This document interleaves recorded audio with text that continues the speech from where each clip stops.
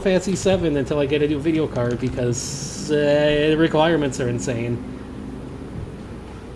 Alrighty, let's go. Get the thing. Get the links, and it should be live now. Video game! Sore hand from Elden Ring.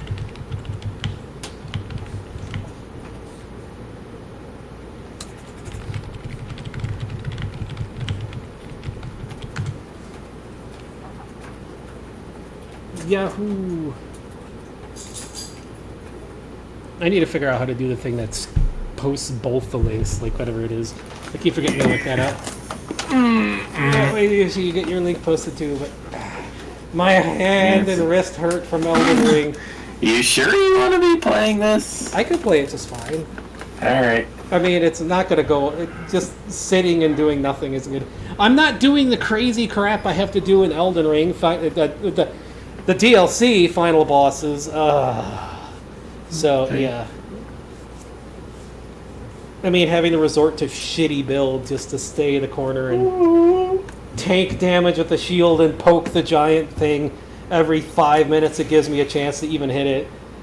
And then be blind. Like, I literally was watching a stream to beat that boss because it is so badly made that I was watching a stream and just holding the block button and watching my stamina now and then and listening to the tink, tink, tink, tink, tink, tink, boom, boom, boom, boom, flashes going off. Oh, there's an opening, poke, poke.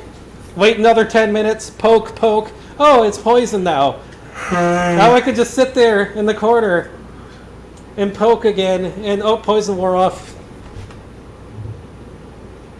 And it took multiple attempts to even do that because it could sometimes just ignore your block. It is just awful. Okay, Genuinely awful. Terribly designed boss. The first phase is good. It's hard. It's really hard. But then it has a second phase that is just...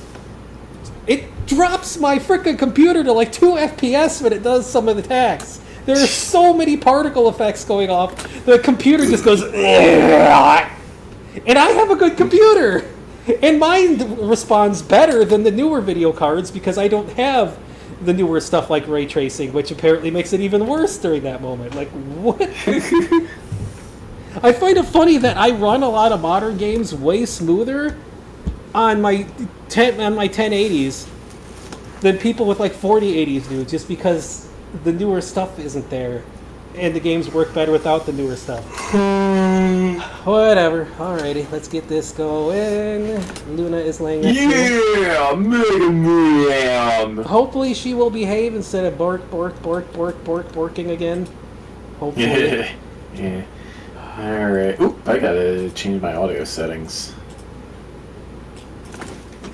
Boink! There we go. And of course, with me complaining about Elden Ring and like talking with other people, now I'm actually watching people play through the DLC because I played it on my own and I didn't want it spoiled, so I'm watching other people play it. They're having a way worse time than I've ever had with some of this stuff. Like watching people spend like 2-3 hours trying to fight the first freaking boss that you can run into, and I beat it on my like second try. And then there's other bosses that I was like, oh, I hate this boss so much. It took me like a couple dozen, like not even a couple dozen tries. And then there is literally like 3 different streams this person did of 6 hours long fighting that same boss before they beat it. And I'm like, do I even have room to complain? I mean, I guess I still do, because I complain not because I'm mad, but because it's like game design standpoint thing. There we go. Jeez. Yeah, I'm not even connected, so you can't blame that on me. Connecting. Hey everybody, I'm Cereal Canine, it's Magma 3. Did you connect? I'm trying. There we go. The rave concert. We're only halfway done.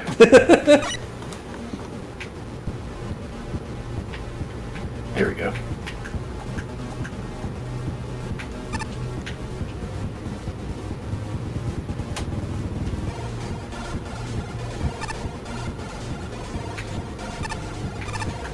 Yeah, I don't even remember what we did last time. We did,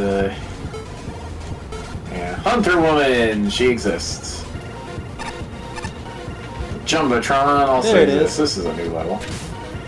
Mine Explosion by Diego Solar Man. It's really busy up close to the stage like this, so I'm using my light to guide people. Also handing out flyers for my solar workout sessions. Here, take one. You did not take the solar workout flyer. Hey, hey, hey! Oh, how about we blow this shindig and go to this pub down the street?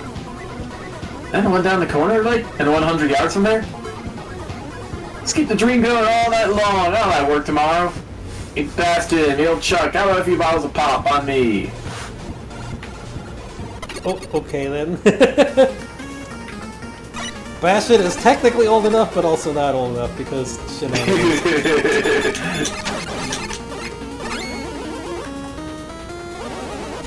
Kind of reminds me, somebody said they don't like Adol in East because Adol's a psychopath. Like, what?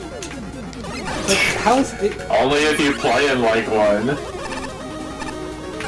Well, I guess it's just because he's always looking for danger or something. And always getting in fights with people. But he's not the one instigating the fights. It's like, if Adol is around and there's a bad guy around, he's like a frickin'... he's like a flame to the Maws or something. They just have to go and kick the Adol. Like, you can't ignore him. You don't have to instigate him.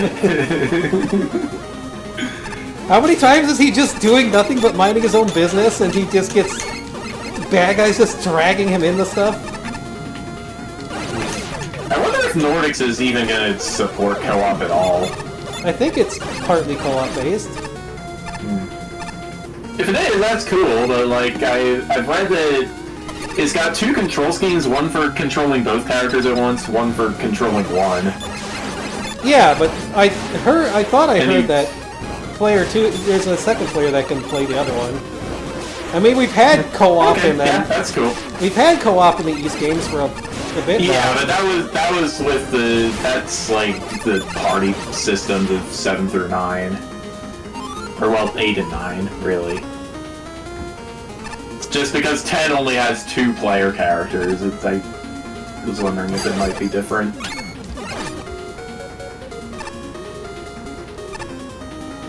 Wait, when did I die? You died a while back.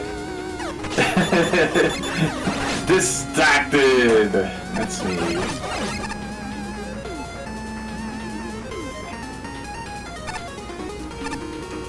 Why did that start shaking? Okay, those should not start shaking before you get there. That's kind of weird. Yeah. Oh, that's why. They also they just hazards. shake when they hit the middle of the screen. Yeah, okay.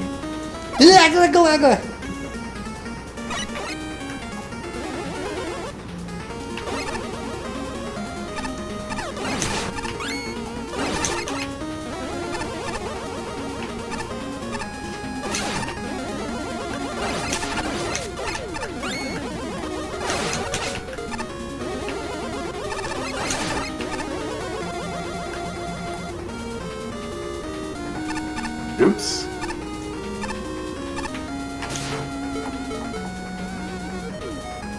Oh.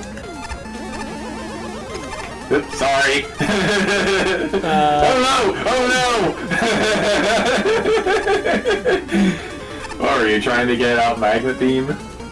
It apparently can't use it. Nice jump.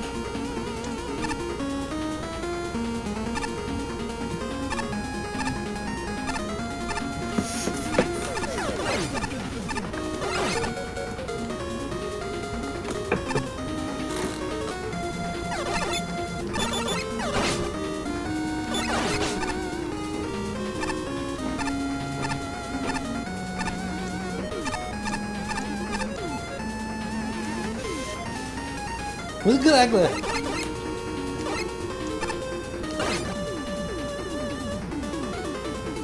As long as this way he doesn't miss the token.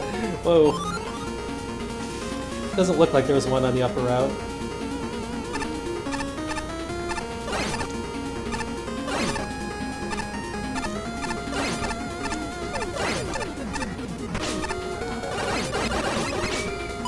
Sushi! Plushy! There's the other token. Why is it have exits listed on this? What? What? Look at that. That room has an exit listed.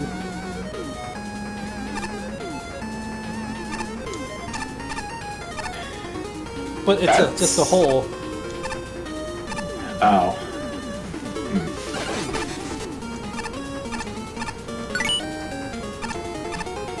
Hey! Well, I got the token.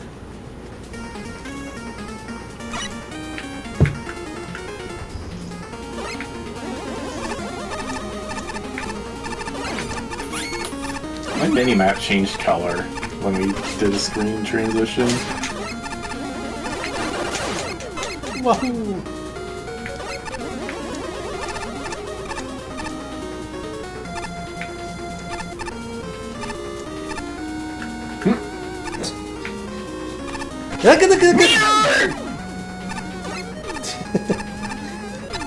I didn't notice it at first either. The boss. Oh look, it's Stone Man.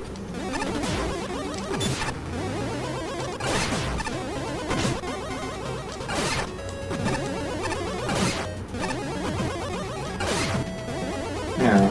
What do you think? Was Mega Man 5 a good game? Yeah. Tell you what, it doesn't have a... Well, the individual music tracks in Mega Man 5, I feel, are not particularly distinct from each other. Well, that was a little exploit found there. The boss got stuck. Sarah Joe.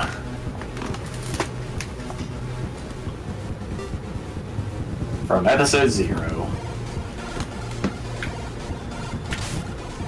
Alright, so, yeah, that was his...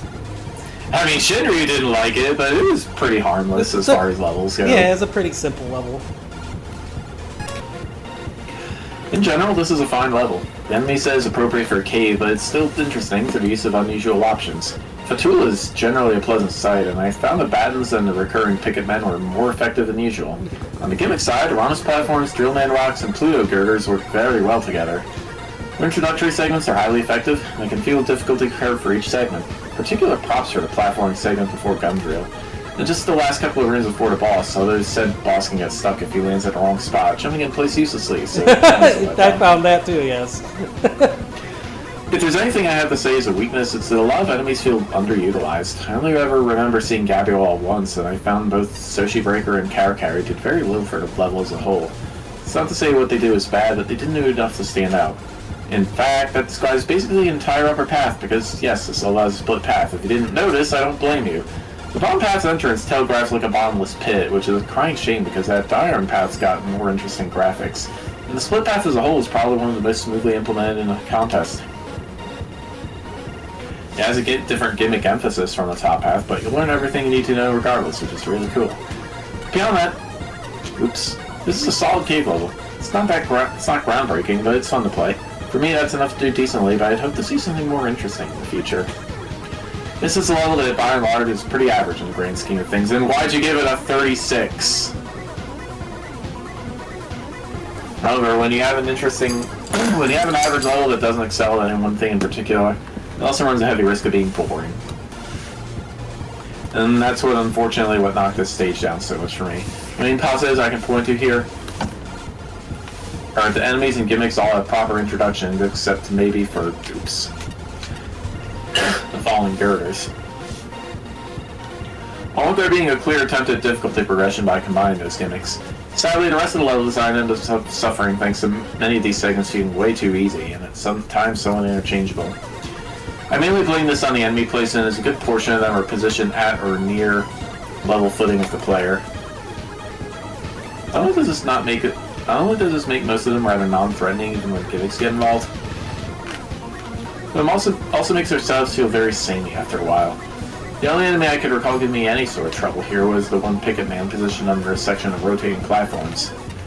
That particular segment, along with the girders sections found in the underground path, are easily the most standout moments of the stage. They definitely proved that the level could have been much more engaging. If the rest of it was up to par said segments, I feel like I would have enjoyed it a lot more. This mine is mine! Pretty short but sweet. I like the combination of the singing platform and rock dispensers used here. Those elements can be misused easily, but that's not the case here. The challenge is here for if there. Falling platforms over pit sections is appreciated to not have airborne enemies pursuing you. For once, it's managed to be tense enough without the enemies still, thanks to the rock dispensers. Only real problem is the stage length. The challenges could have been expanded more if more time had been put into the level creation process. While the tiling of the stage looks fine for the most part, some of the backgrounds, foreground and background-wise, or some of the patterns, foreground and background-wise, could use a few breaking up here and there. Stoneman can get stuck on the bottom of the arena if you're on the left side and he can't jump out. Oops. You won't find any breathtaking surprises here, but simplicity works to this level's advantage. The layout is intuitive, the graphics are clean, and there's never any question about what the challenges want from the player. An alternate path provides a place for excess creativity to run amok without inflating the overall level length. The boss fight isn't some gonzo extravaganza, but rather a familiar fight with a meaningful twist. When I ask for a good Mega Man level, these are the kinds of things I like to see. I also like to see three things that aren't quite present here. First, clearly labeled pits. Second, screen transitions that restrict unnecessary backtracking and prevent goofballs like me from discovering new ways to die. Third, architecture that gives more of a buffer along the screen edges, avoiding situations where the health bar is obscuring a screen exit, or where a player can slide into a new screen and promptly explode on spikes. These mild shortcomings are overshadowed by good checkpoint placement, well-timed visit from Eddie, and purposeful challenge design that is always cognizant of what came before and what lies ahead. I'm especially impressed that the learning curve remains intact regardless of which path you take, something designers often overlook. How did you manage to find like that one spot my rib still hurts, Cat, and push on it so hard? Ouch. I will say that the bottom path is stronger than the top path. It's more eye-catching with a tighter focus and more refined difficulty progression. It would have liked more enemy gimmick interaction with the later girders, though. I don't think it would have hurt to leave Rush Jet and Magna being enabled, especially when there's not a single weapon refill amongst the numerous item caches. I raise an eyebrow at the one spot where boulders spawn on top of the tube. What stands out most, though, is how this level gets so many key design elements right. A fairly basic run-of-the-mill mine-themed stage. While it doesn't exactly mark a brand new experience, you've played one Rock League Mega Man level, you've played this one. It also doesn't do much in a way that it's objectionable. There's some real positives. I honestly appreciate that you can easily backtrack into the first token room. It simply rewards a player who is paying attention. And given the layout of the area preceding the second one, it's also hard to miss.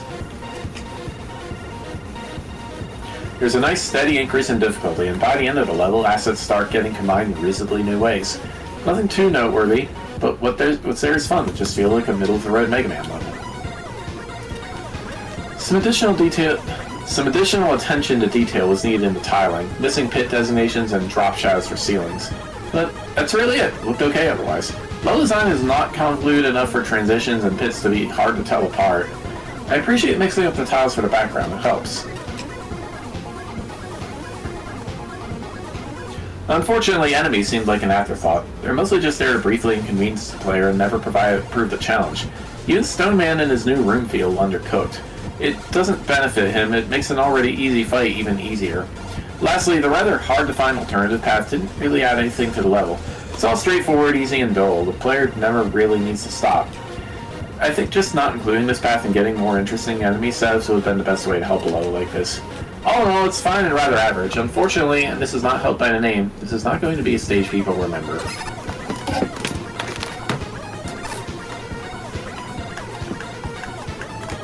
Here, Gemini Man.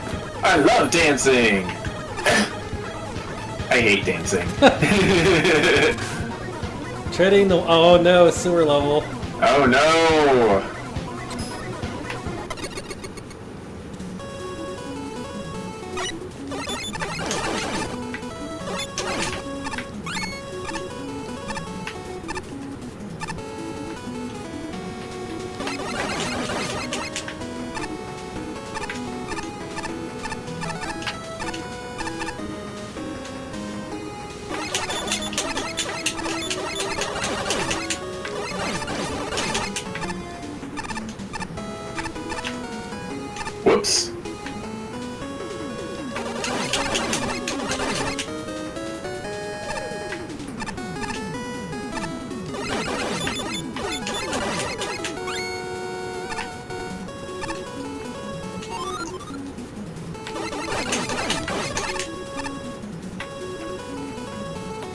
Nope.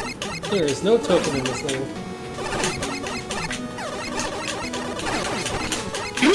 So it's a good thing we had reduced knockback on. Yes.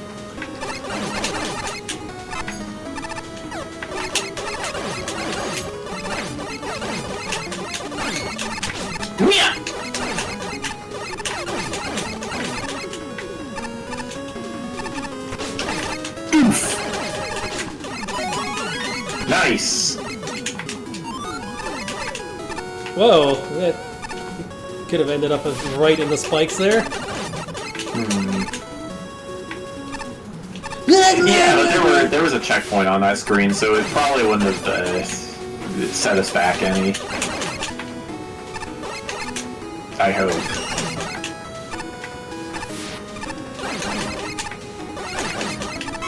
M-Tank, baby!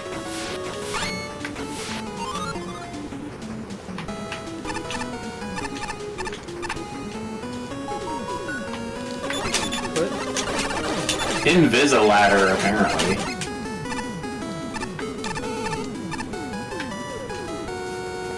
Meme. Well, if you're reading this, I have something very important to tell you. Hi, Durgan. What? Oh no! Oops. Hang on, let me get one of those. I was going to get a score penalty if I hit a meme tank, but I don't care, I'm hiding one anyway! Mwahaha!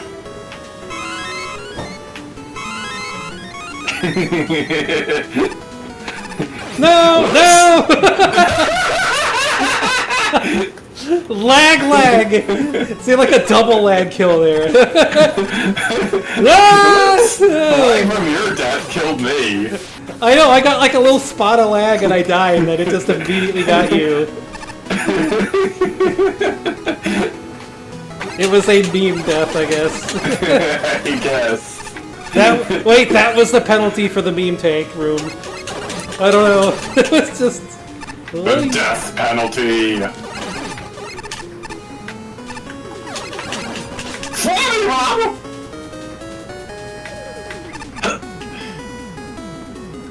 You will now have bad luck for the rest of your life! Now your game will be bugged so you can never 100% it! Cower in fear, your new god is here!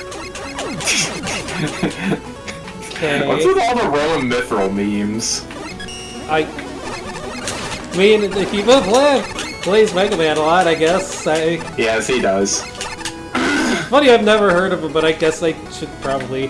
But then again, I might have watched. He's the guy who did perfect. I mean, I may have seen his stuff before and just not realized it, because I used to do perfect and speedrun stuff. Yeah, he had a very long series where he did a perfect run of all the Robot Masters. Shinry was one I used to watch all the time, playing all the fan games and stuff. That's how I found out about most of the ones I got and played. Rockout has also done in all the Mega Man series. There aren't... I don't know, maybe it's just YouTube, but it's never seemed like there's been a lot of Mega Man YouTubers compared to like other games.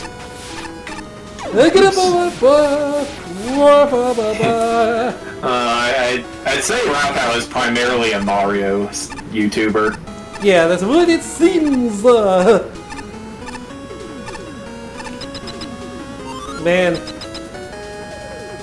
I, on the other hand, I love Battle Network, but I am waiting a good long while before I start 6. After the experience 5 gave me. 6 is much better than 5, but, you know, still want to take a break from it. Cat percentage going on. Uh-oh.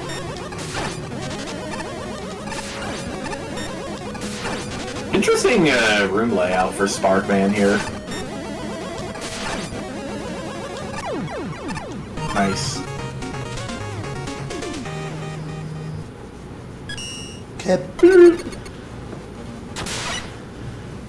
Alright! Tier boss unlocked. Missing texture.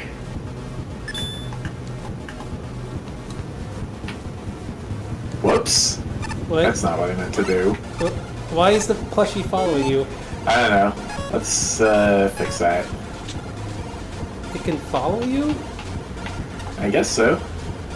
Oh, there's. Let's try and find it. It's probably at the far end of.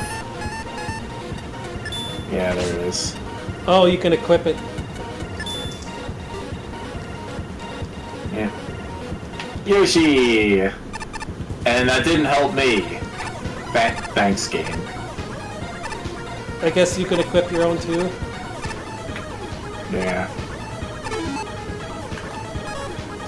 But when I open the plushie collection, You you're can't. the one who controls the menu, so I can't unequip the plushie. Thanks, game. Oh no! So you equip it, you can't unequip it, huh? I heard it. Yeah, it's from Gary's mod. I heard it like 5-star rarity. It's still here. I don't know how to get rid of it. That seems like a reportable bug.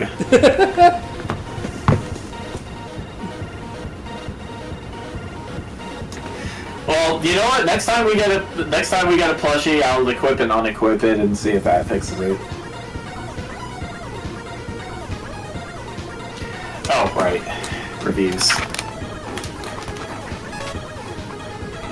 This level exists! It has a decent variety of enemies and a good set of gimmicks, with challenges that do increase in complexity as you progress. It's pretty easy to notice with how it goes from drop platforms to wheel platforms to both. Follow the watery I almost said Battle Network 4. Mega Man 4 Wily 1 backdrop. Unfortunately, the challenges themselves are pretty samey, being just small variations of precarious jumps the whole way through. The enemy set isn't much better off, as the vast majority are easy pickings even with the Buster. Tatani Appa is kind of an exception, but that's mostly because this one section is irritating enough to upset what difficulty there is. And I will give props to B-Bitter underwater.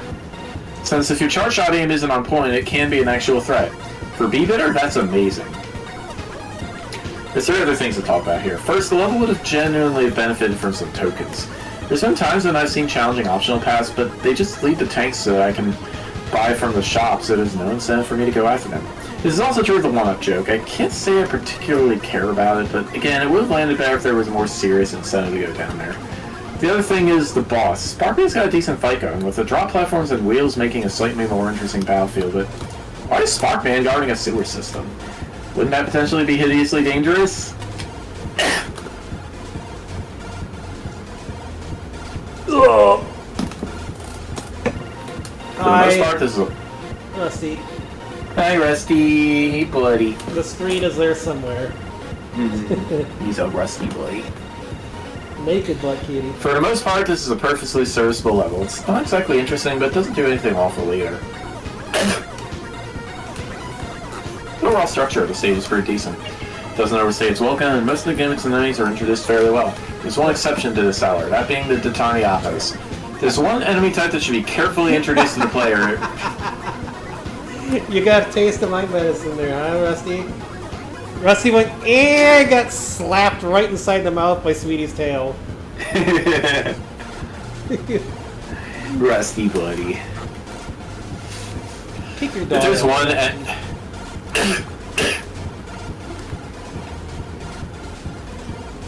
If there's one enemy type that should be carefully introduced to the player, it really should be the up and down style ones. Mainly given their tendency to blindside people into accidentally falling down pits, which can easily happen here during the first encounter with him. That one moment aside, that there wasn't really much that stood out bad, but as I said before, that also goes for anything good as well. Yeah. That's easily the biggest issue this stage has. It doesn't really do anything to elevate itself beyond average. It plays things incredibly safe with its design, which is fair, but ultimately results in a pretty boring experience. The Sparkman fight is the only part I'd call interesting, since it actually mixes things up a bit with the 2 main gimmicks of the stage. Definitely adds a bit more to an otherwise vanilla Robot Master fight, but it's ultimately not enough to make the level stand out as a whole. Insert sewer joke here! Welcome back to Mega Man 4 Wily 1, even down to the tile set and music. It's an underrated side combo, so I quite appreciate the appreciation here. A nifty and fun little stage, the difficulty is just right, the gimmicks and enemies all go very well together. My favorite part of the stage is, the part where the game lust focus. Sweetie! Here, it should be back. where the player has to slide in and pass it in and passage. Okay, Patchy. And outlure the cannon enemy to pop up. What? So it becomes vulnerable. What is that? I don't know. Why do you call it oven when you oven the cold food up? In and passage and outlure the cannon enemy. What? Channel Garfield for a second there. What the heck? What, Garfield? That's where the in the oven thing came from. John was saying that about something. Like, why do we call it oven when we in out the food or whatever thing? It's like, what? That sounds like a square root of minus Garfield. I don't know if it was a strip proper. I also like the conveyor belts that drop platforms you see throughout the stage being incorporated into the boss arena. It's a really neat touch. Little side challenge paths to the tanks are reasonable too. Wouldn't mind if you'd swap one of them for tokens so players are more inclined to go for them. Talking one-up is strange. I assume it's really just there just for jokes and not really impacting how the stage is going to be played. You will now have bad luck for the rest of this review! I'm kidding, hopefully. This may not be the flashiest or most groundbreaking level, but it demonstrates the firm grasp of good game design principles. The learning curve is just right, gentle and gradual introductions thoughtfully snowball into something tricky. Challenges are always reasonable and fair, notwithstanding the first pit popper, which would be a safer surprise if moved one tile to the left. Power-ups are doled out at a good pace, and level length is perfect. Varied architecture keeps the player from avoiding too much of the challenge by using special weapons. Small challenge arcs give the level a sense of structure. Checkpoints are smartly placed after each arc. They're unusually high frequency. Okay. But Rusty. Somewhat diminishes its difficulty. It works really well to combine it is not focused because you just unfocused it right Rico. The main gimmicks of the boss you'd at least expect to find in a sewer. Or that ironic humor beyond the extra life and secret room would have punched things up nicely. Indeed, the level could use more character.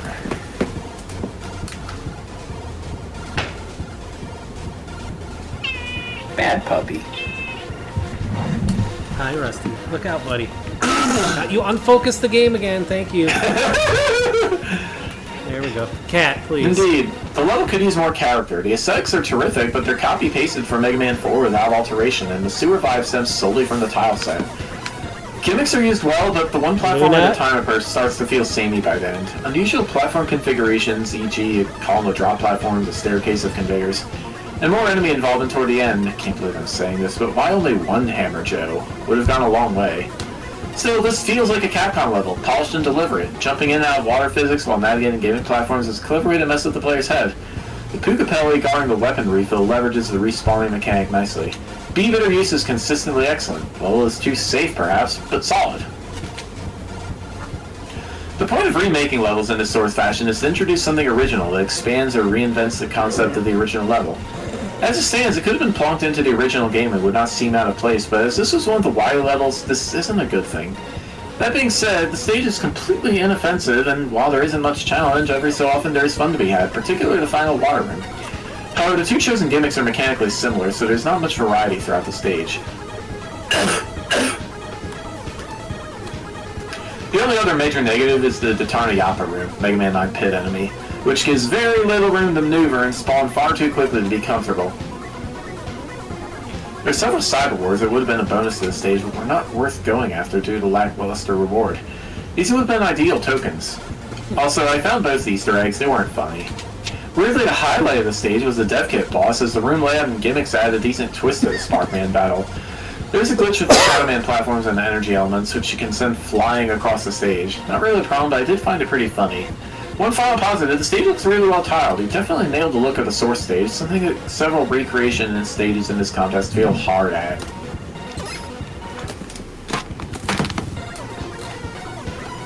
I, for one, am neutral toward the act of dancing. Weapon Data Center by 8-Bit Fan. Speed! Hi, presto. Oh! He goes up, okay.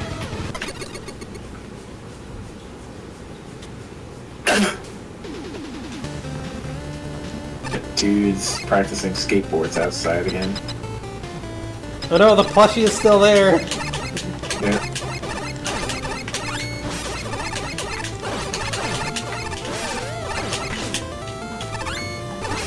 I hope we get another to drop so they can get rid of that thing.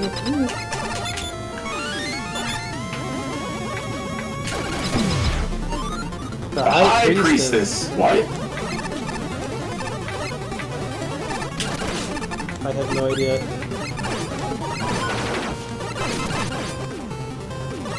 Woo! Oh, good thing there's no tokens here. What Ballade?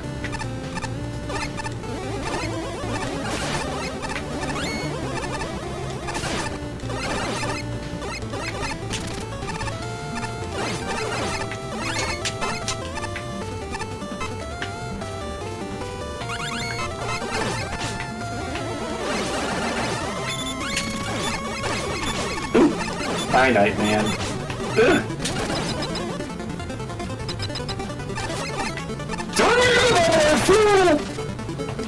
Okay.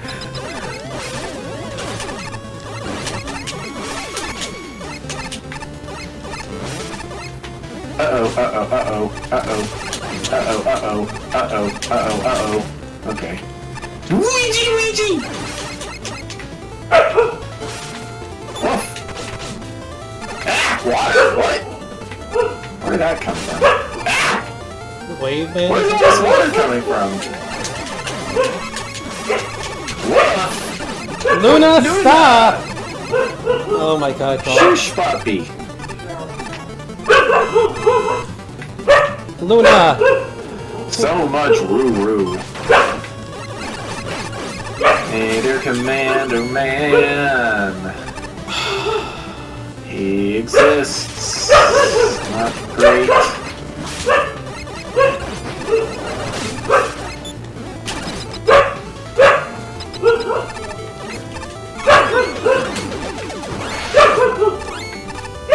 Ooh. Boink.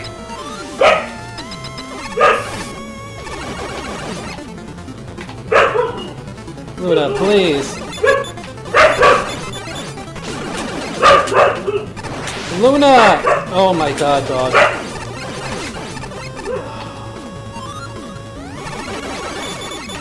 Hi, Anchor. What? What? Oh! What was bouncing off? What was it bouncing off of? I didn't see anything. That was my buster shots.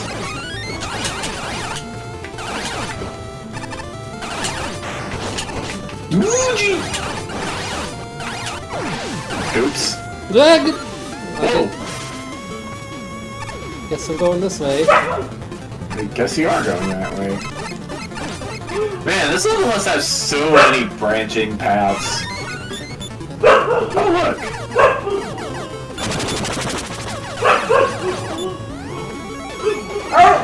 Luna, stop, please. Roo, Luna! that's what Roo says. Roo. While you're doing this, I'm gonna go get Luna, stop!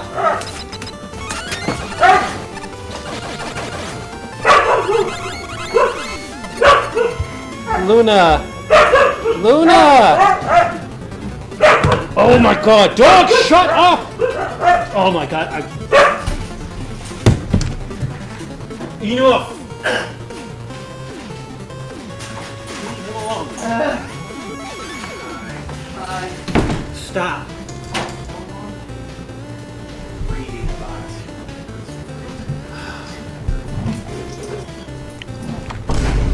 No, Rusty, no Vine Bloom. Look out. Whoa, a developer room. Amazing.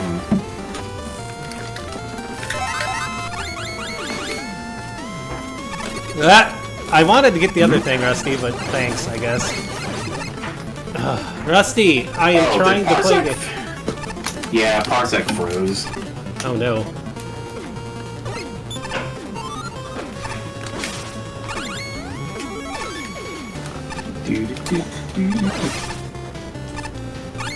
I smell smoking meat. Smoke. Must be a restaurant down the street smoking stuff for tomorrow.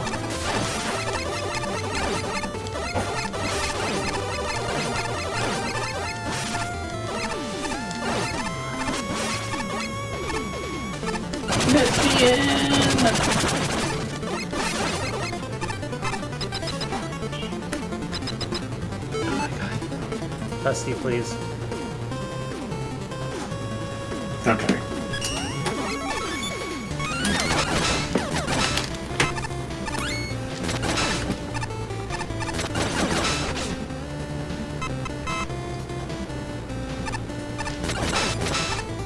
Hey, There's a plushie.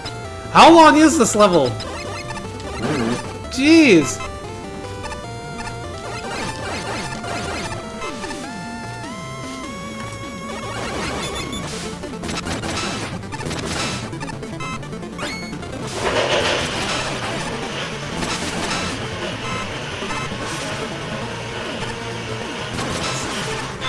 Somebody making a smoothie or something? What the heck was that? Probably. Mama froze a couple bananas.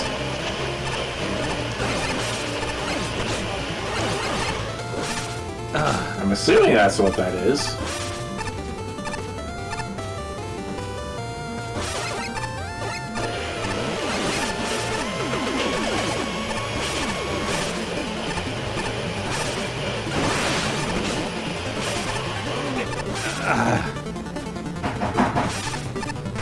Oh my god. This sure is a level. It keeps going and going and going.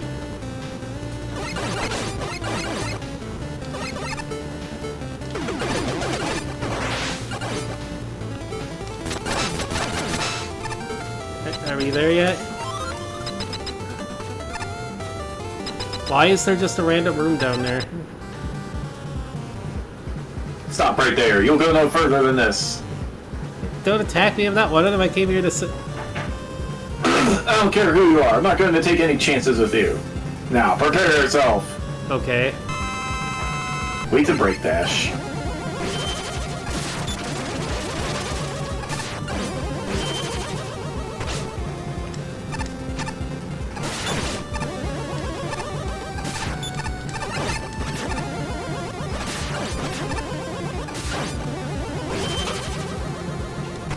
Very hard to avoid. Very hard to avoid. It's another shield enemy, but... Ready to roll. Or... hang on, my controller isn't working. Controller? Oh, thank you! Oop, there we go.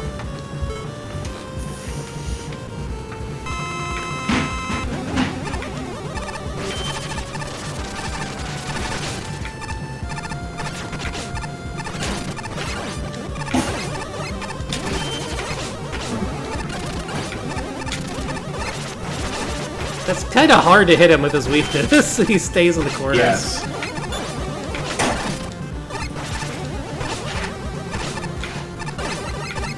Well, the uneven layout in general makes him hard to hit with break dash. I'm not done yet. Stop! You're way too damaged to continue. Listen, I'm here to secure the place from Wily's robots.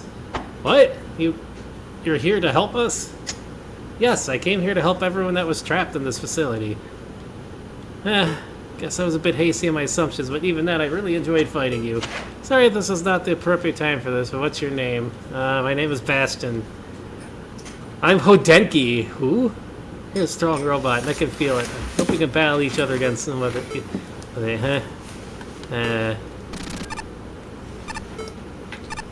You broke him.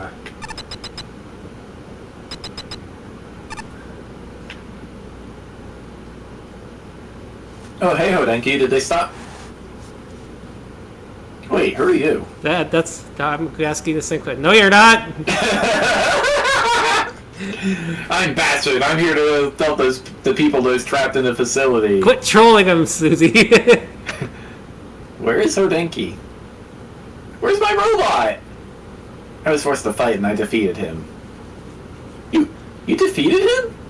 Did you destroy him? No. I didn't destroy him, but he's heavily damaged. Really? Oh, thank goodness. I may be able to repair him. As long as I have the necessary materials, I can fix him and he'll be as good as new. Problem is, they're in my lab. But no worries, it's not too far away from here. You can have that weapon chip over there. Contains Hodenki's weapon, the discharge barrier. If it becomes useful for you in the future, think of it as a reward. This is another level that just assumes Thank you're you, going to get the weapon. What's your name? I'll tell you later, but right now, I have to get moving and fix my robot.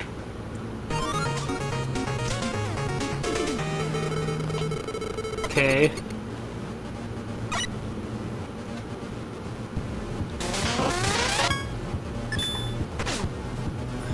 There. Silver! An ultimate adaptability program reformed into an adorable handful of a companion. Woven memories. Never heard of it. It's gone. Okay, there we go. No more plushie. That was quite a long level. And what? Who is Hodenki? What is going on? I have no idea. And as far as weapon-themed levels go, this is decent. I like the idea of building your arsenal as you advance, and the split pass influencing your final arsenal is a decent idea, although I wish it was an informed choice. Unfortunately, fitting 6 weapon tutorials into a normal-sized level means I spend a lot of time on teaching, less time on using. In fact, most of the levels just enemy challenges that the Buster could just punch through without much issue. Laser Trident section is the core section. Laser Trident section is the core exception, with a section that uses interesting enemy combinations while simultaneously encouraging weapon use. More of the level need to be like Laser Trident. It's not to say there isn't a level here. The enemy set is cool, looking like a cosplay convention of robot masters. Some of them are quite useful, namely Punk and Waveman. Others can be a bit dull. Nightman is painfully easy to pick off at range, and Anchor is only a threat if you get severely trigger-happy.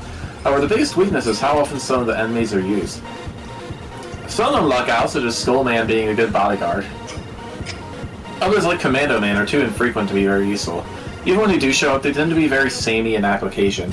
I don't remember a lot of variety in application here. As for the gimmicks, it's mainly conveyor belts and spark generators. The conveyor belts are standard fare, but the generators are a nice twist that ties into the boss fight. Unfortunately, how well they're handled varies wildly on the split pass. The normal pass, denoted by pink young mains, don't really expand on the assets, making it a little boring, but the extra pass, denoted by orange young mains, put in the necessary work to create cool challenges using the gimmicks. Beyond that, the spark generators tended to blend into the tiles, making it hard to see where you'll need to start dodging, though thankfully not impossible. Still, the level is pretty entertaining with the right pass, and I appreciate that it's not just forced weapon usage outright. Also ends with an okay boss, though Hodenki has some issues. I like his variety of attacks. He ends up a good deal more interesting than most shield bosses. Unfortunately, he doesn't take enough damage to match his vulnerability time, a problem common to most shield bosses. I also have no idea how it consistently dodges running attack, but the rest of it is easy enough to figure out. As a whole, this is decent. It's not groundbreaking, and it focuses a bit too much on tutorials, but it's still a fun time. I don't know why those joke intros exist.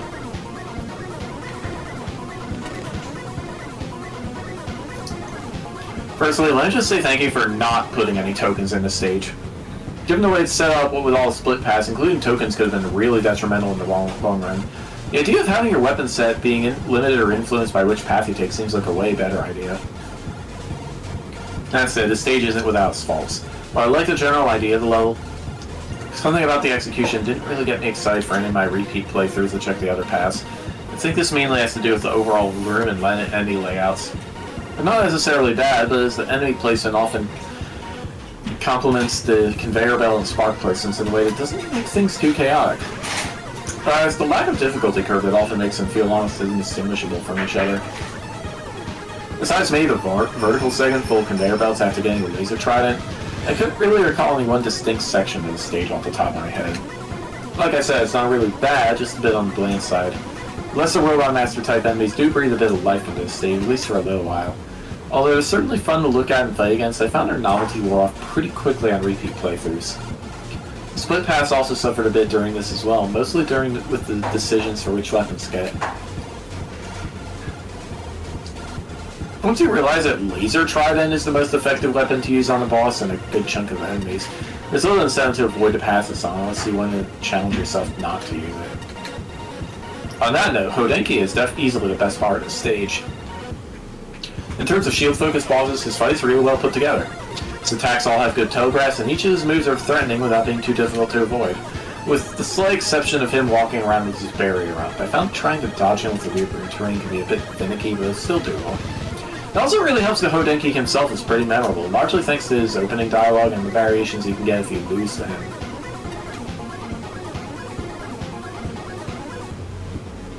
Overall, while the stage itself is a bit of a mixed bag, especially on repeat playthroughs, I still really like the idea behind it, and the end boss manages to salvage it by a good amount. Plus, I really got a kick out of those extra intros, so kudos on having one of the few stages in this game to do comic relief well.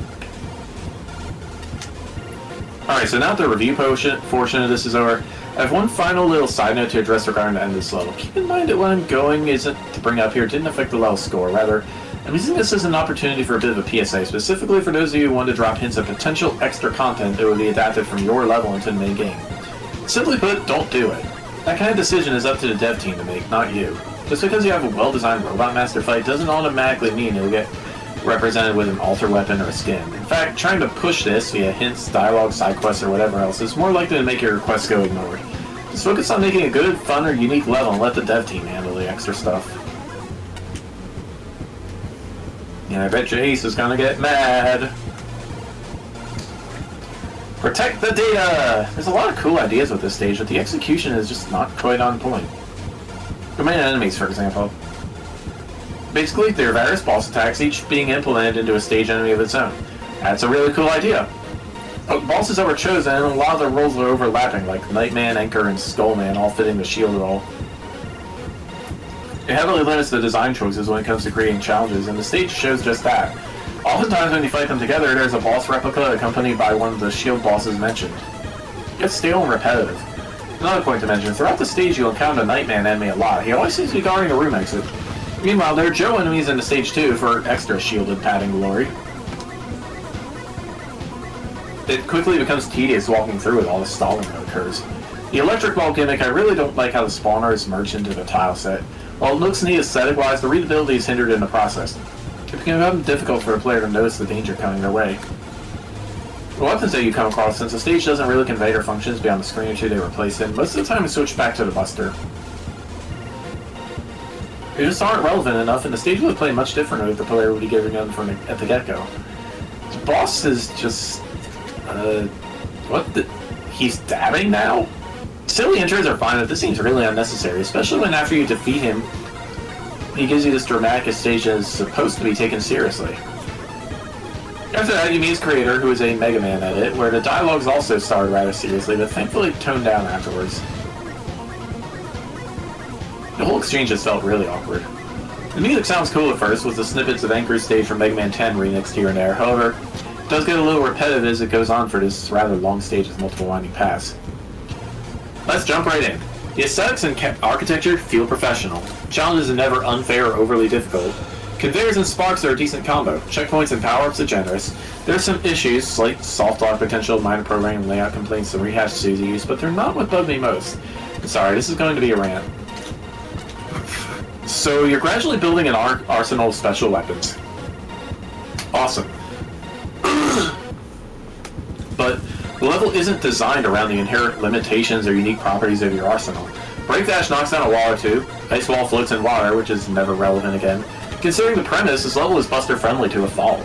Because the challenges remain constant in complexity and difficulty, the level keeps getting easier as more weapons are introduced. Breakdash and Laser Trident make short work of the copious enemies that stand around blocking your path.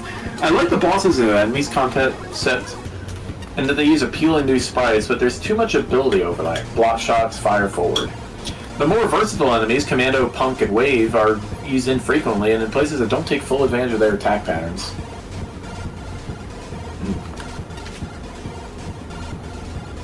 Moreover, a player unfamiliar with these bosses may struggle to adapt to so many new enemies at once. Hodenki is the icing on this frustration cake. He's a fine opponent, but how is he a weapon data guardian? The ending dialogue with Unknown is the last straw. It sounds like we're going to use Hodenki's power to get the tools from the lab, but then the level just ends. It's either confusing or presumptuous, depending on whether you expected an alter weapon from the dev team. It's not a bad level by any means, but man does it press all the wrong buttons for me.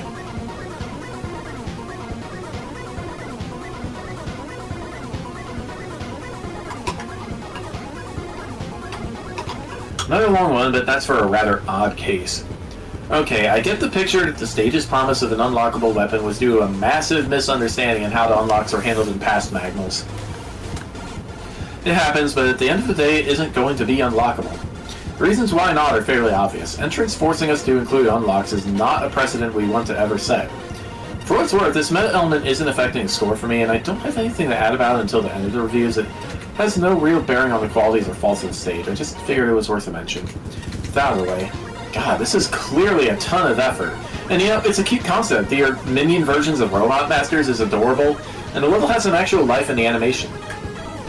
Aesthetically, it's grand, and upgrading your arsenal over time here manages to avoid the trite, bad attempt at a Metroidvania in a level design contest that seems to be a recurring nemesis of Magna judges by being both linear, but also offering paths to increase replay value. And again, this must be praised for restraint, not forcing that with multiple endpoints. This level feels like a deliberate method of avoiding the increasingly overused trope of level where you collect and get locked into weapons.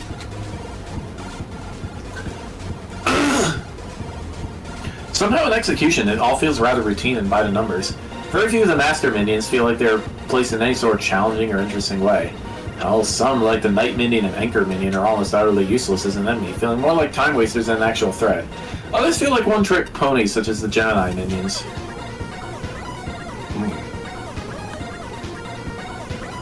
This is good. Collecting weapons throughout the stage feels equally worthless. For once, I feel some more forced weapon usage could have made upgrading feel worthwhile. There's so few instances where weapons have an impact. Remind us of the duelist enemies in the dev kit, and the entire place looking very samey and frankly boring. I haven't normally minded dev kit mini-bosses unless they're egregious, and frankly, Suzik and Phoenix are. They really felt like a pointless addition thrown in just for the sake of it. Unfortunately, no real path offers any particularly new over to others. Sure, one route has the world's smallest water segment, and the climb of the conveyor starts to rise to the challenge before ending on a whimper. Really, and thus kind of defeats the point of multiple routes. In the end, the stage, for all its good qualities, ends up rather dull and predictable. And that's a real shame. I wanted to like it, but aesthetics and occasional charm can only carry you so far. Let's end on Hodenki. Overall, I like him. Big praise for his simple addition to his weakness as the only required weapon in the level. He's in a hard fight, but the player isn't left in the cold, forced to E-tank if they just can't deal with him. Good. He has an interesting suite of attacks that do not offer obvious dodges, but require you to learn him and his tells. I would have liked the personality he offers more, especially the overconfidence offered by the lying down animation, but I think in your rush to show off all his quirks left me rather irritated that the cutscene keeps repeating and repeating. So does not endear me to keep trying to perfect the fight, which has its own problem. His walking attack offers a huge hitbox and quickly corners the player. Minus weapons, I have found no way to dodge this. It ends on a sour note as he's a fun boss otherwise. And the attacks, as I said, are interesting. The multi-uses of discharge barriers seem like they make an ideal contest weapon, and in spite of the crap walking attack, I did like Hodenki. And without that blunder I mentioned at the beginning, there's a chance Hodenki's weapon would be a shoo-in, so yeah, you kind of shot yourself in the foot there. Ouch.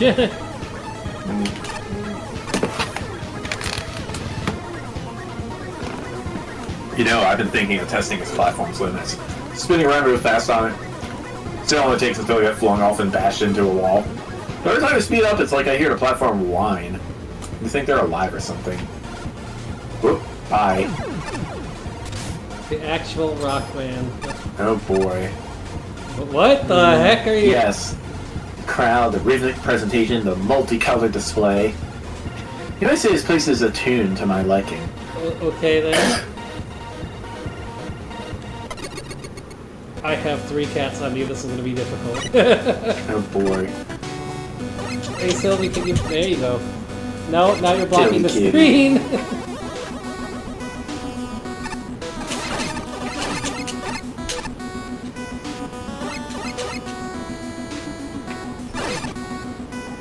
Sylvie, I can't see anything.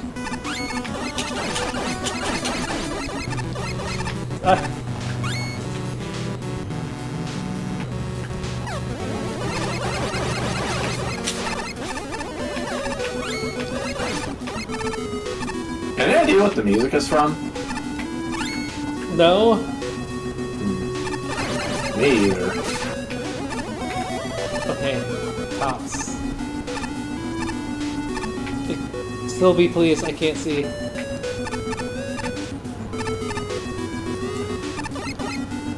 have no idea how I'm getting through this with only seeing half the screen. Oh, is there something down there? I guess there was. No. Oh, great.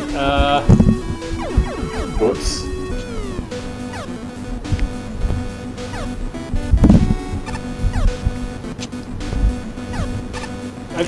Alright, I need to bio. Nope. Okay. I couldn't see, Oh, so... I still need the bio. All the way back here. Sylvie, please, are you... It's good. Alright, while you're getting bio, I'm going to remove cats so I can get up. Maybe start some coffee if she's getting... See, this is right now blocking my screen.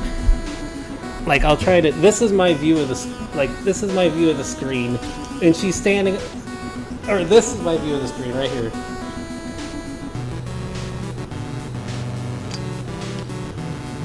Thank you, Rusty. Now, yes, that would be my view of the screen. So it's kind of hard to see. Alright, look out, Sylvie. I need to get this back in here. Here, I have Kitty. I will go get some coffee still, I guess. If I can get the thing to sit so you can see Kitty. There we go, Kitty. Rusty, I'm gonna make some coffee. Luna, you go play, Rusty. Yes, I'm gonna sit in the room.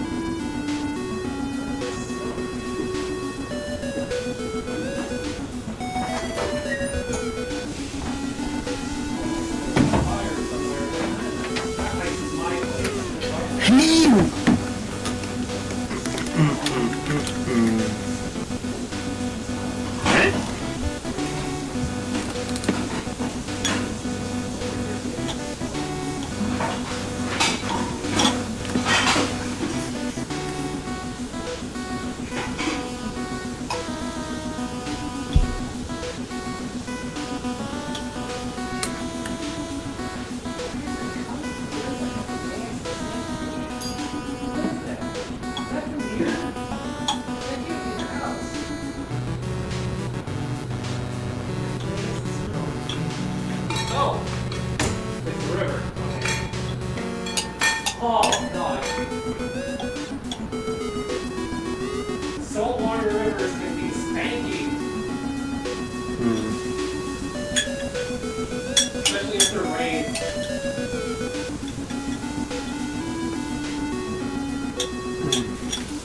Delicious.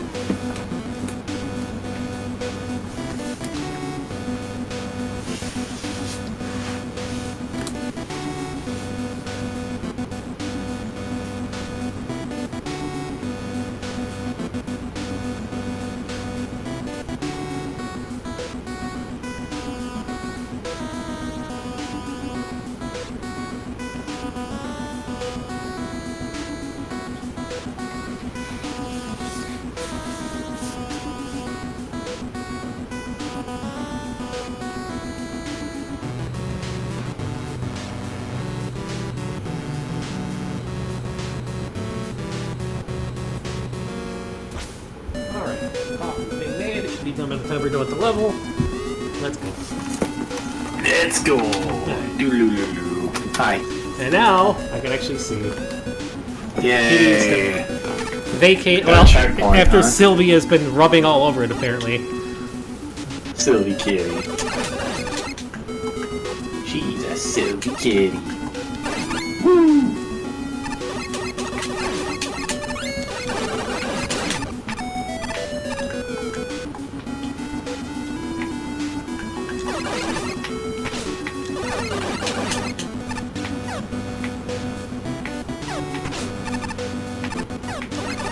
It's amazing how dangerous. Whoa! I didn't expect that to hit me. How dangerous the slow moving blocks are, or shots are.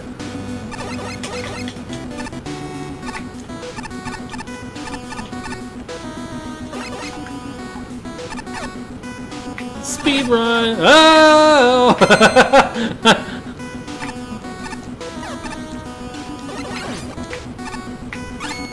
Yay! Being able to see makes a big difference. What happened there? Yeah, the tops had to carry both of us, so... Okay.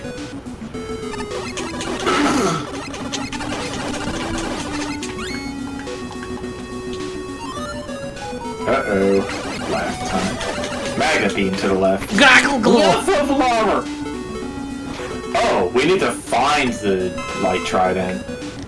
Are we going for like the whole Metroidvania thing again here? Jeez. I guess. Bird.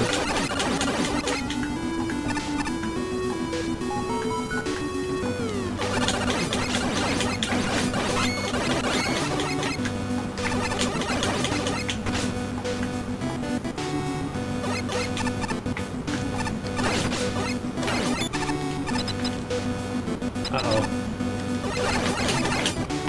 What is that? I don't know.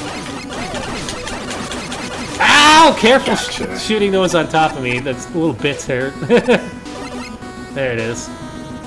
Warning, if intruders steal weapons stored here and get caught, said weapons will return to their original places. Oh boy. Oh, if we die, then that's it with the weapon. That doesn't sound good. Yeah.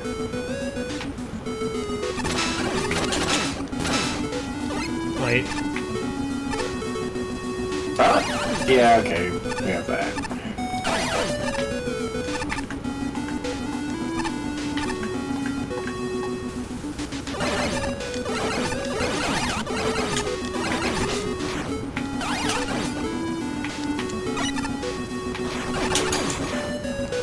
Rusty, please.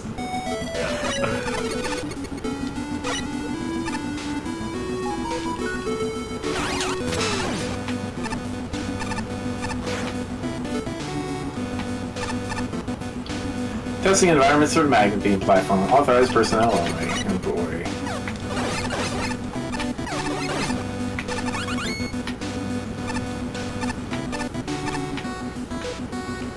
Uh-oh, bird.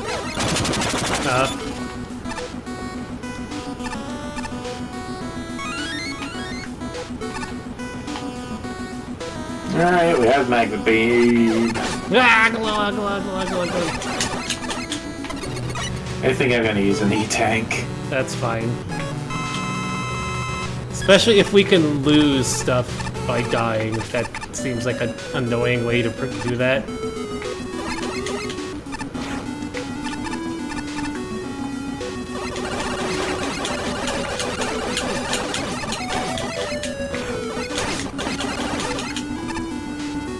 How did that hurt me? Oops.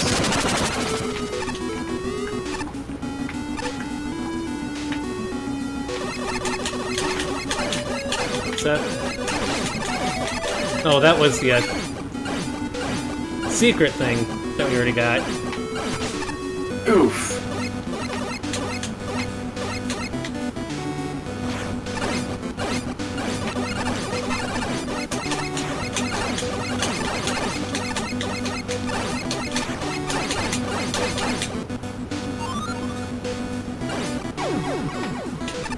right?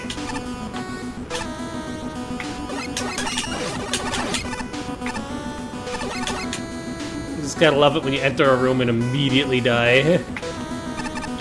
Oh no. Okay.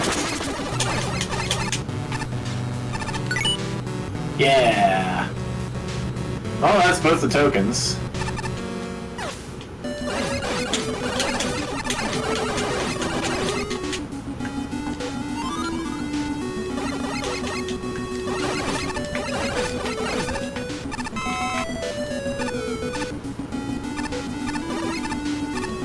Oh. Okay.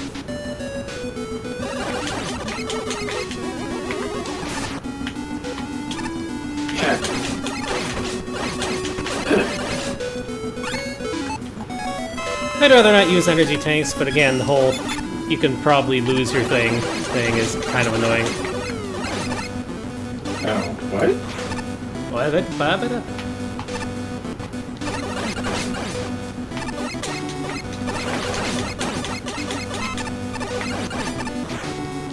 No, I understand nothing.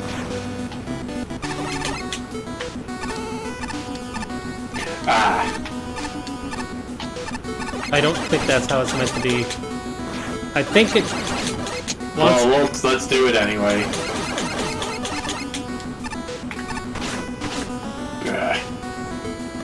Like, I think we're supposed to be able to, like... Oh! Well, if we lose our weapons, this is going to be really stupid. Oh, great.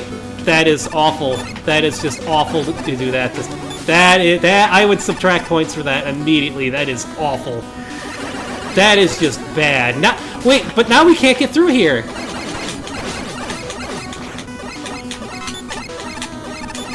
Now we can't get through here. Well, that worked that time. Why take away the weapons? Why do that? That is just bad. That is just completely...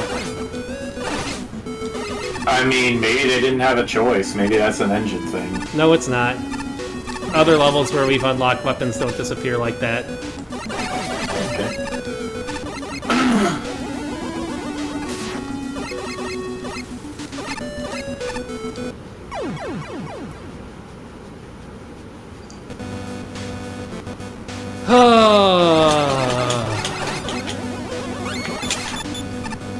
This sure is something.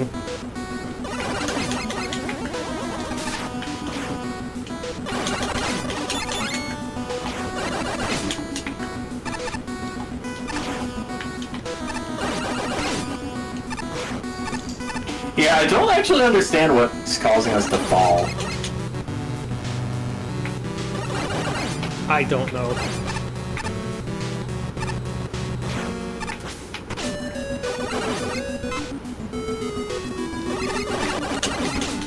It's just some kind of jerkish enemy placements, too. Those little, like, minecarts are just super annoying.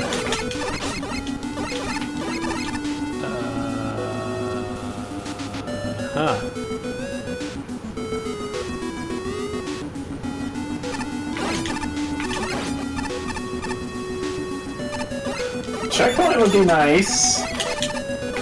Oh, auto-scrolling. Oop.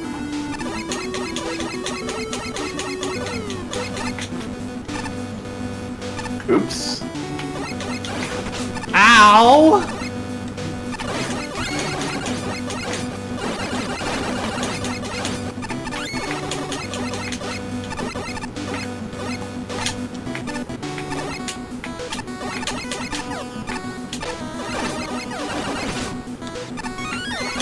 Nice.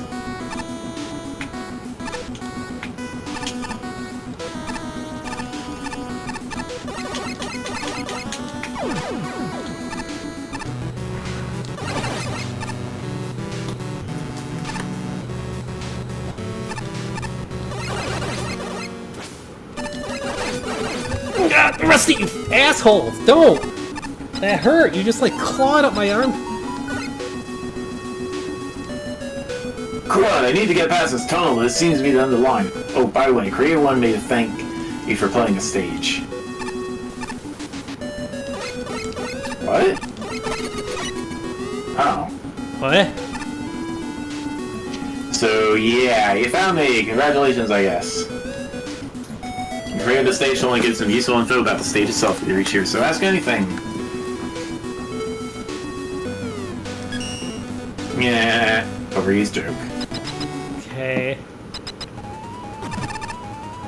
Okay. Guts met!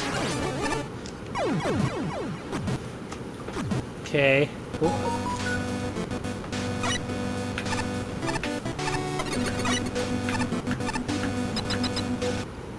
Guts met with like insta-kill stuff here. No, it's Uranus.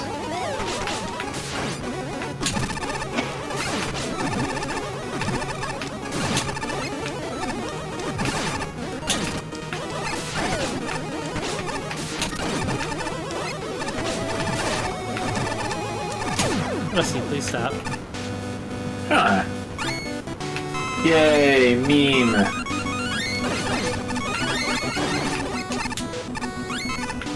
I mean, yeah, maybe we'd need the weapon energy if you didn't take the weapons from us.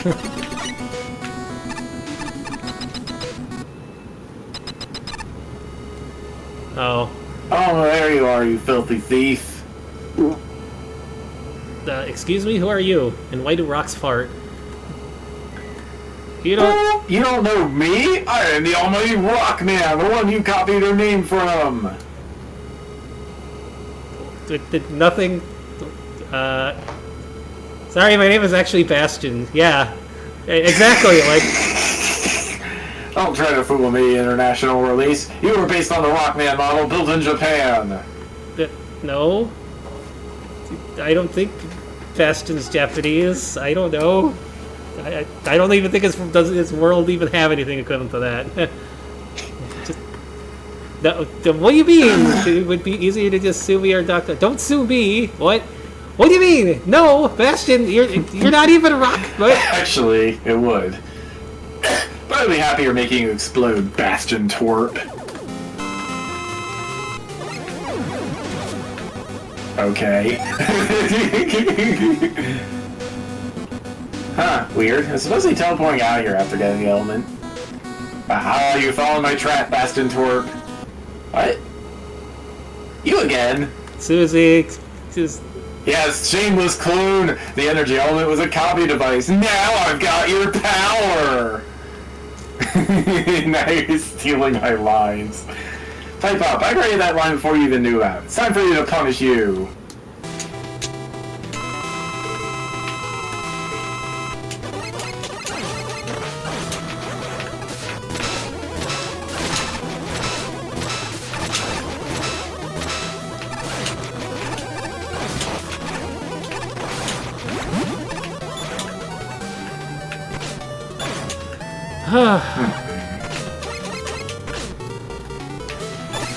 Really?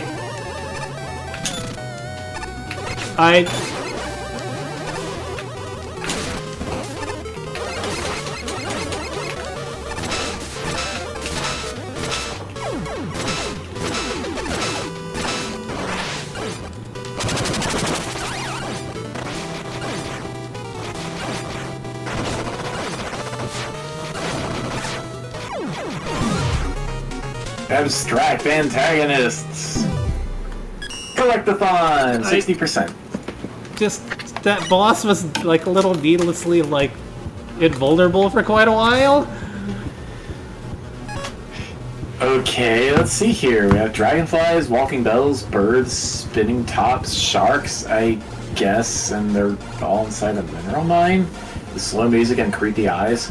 It's definitely has some eccentric decisions. I found most of the level quite fun. In particular, the way the dev kit enemies, gimmicks and enemies got twisted around was a welcome sight. A lot of interesting surprises. Both the dragonflies and Karakari felt more interesting than usual. The bird enemies were great options for an out-of-reach threat. And the tops drilling through rocks were an excellent twist. But the personal stunner was Wanderbell.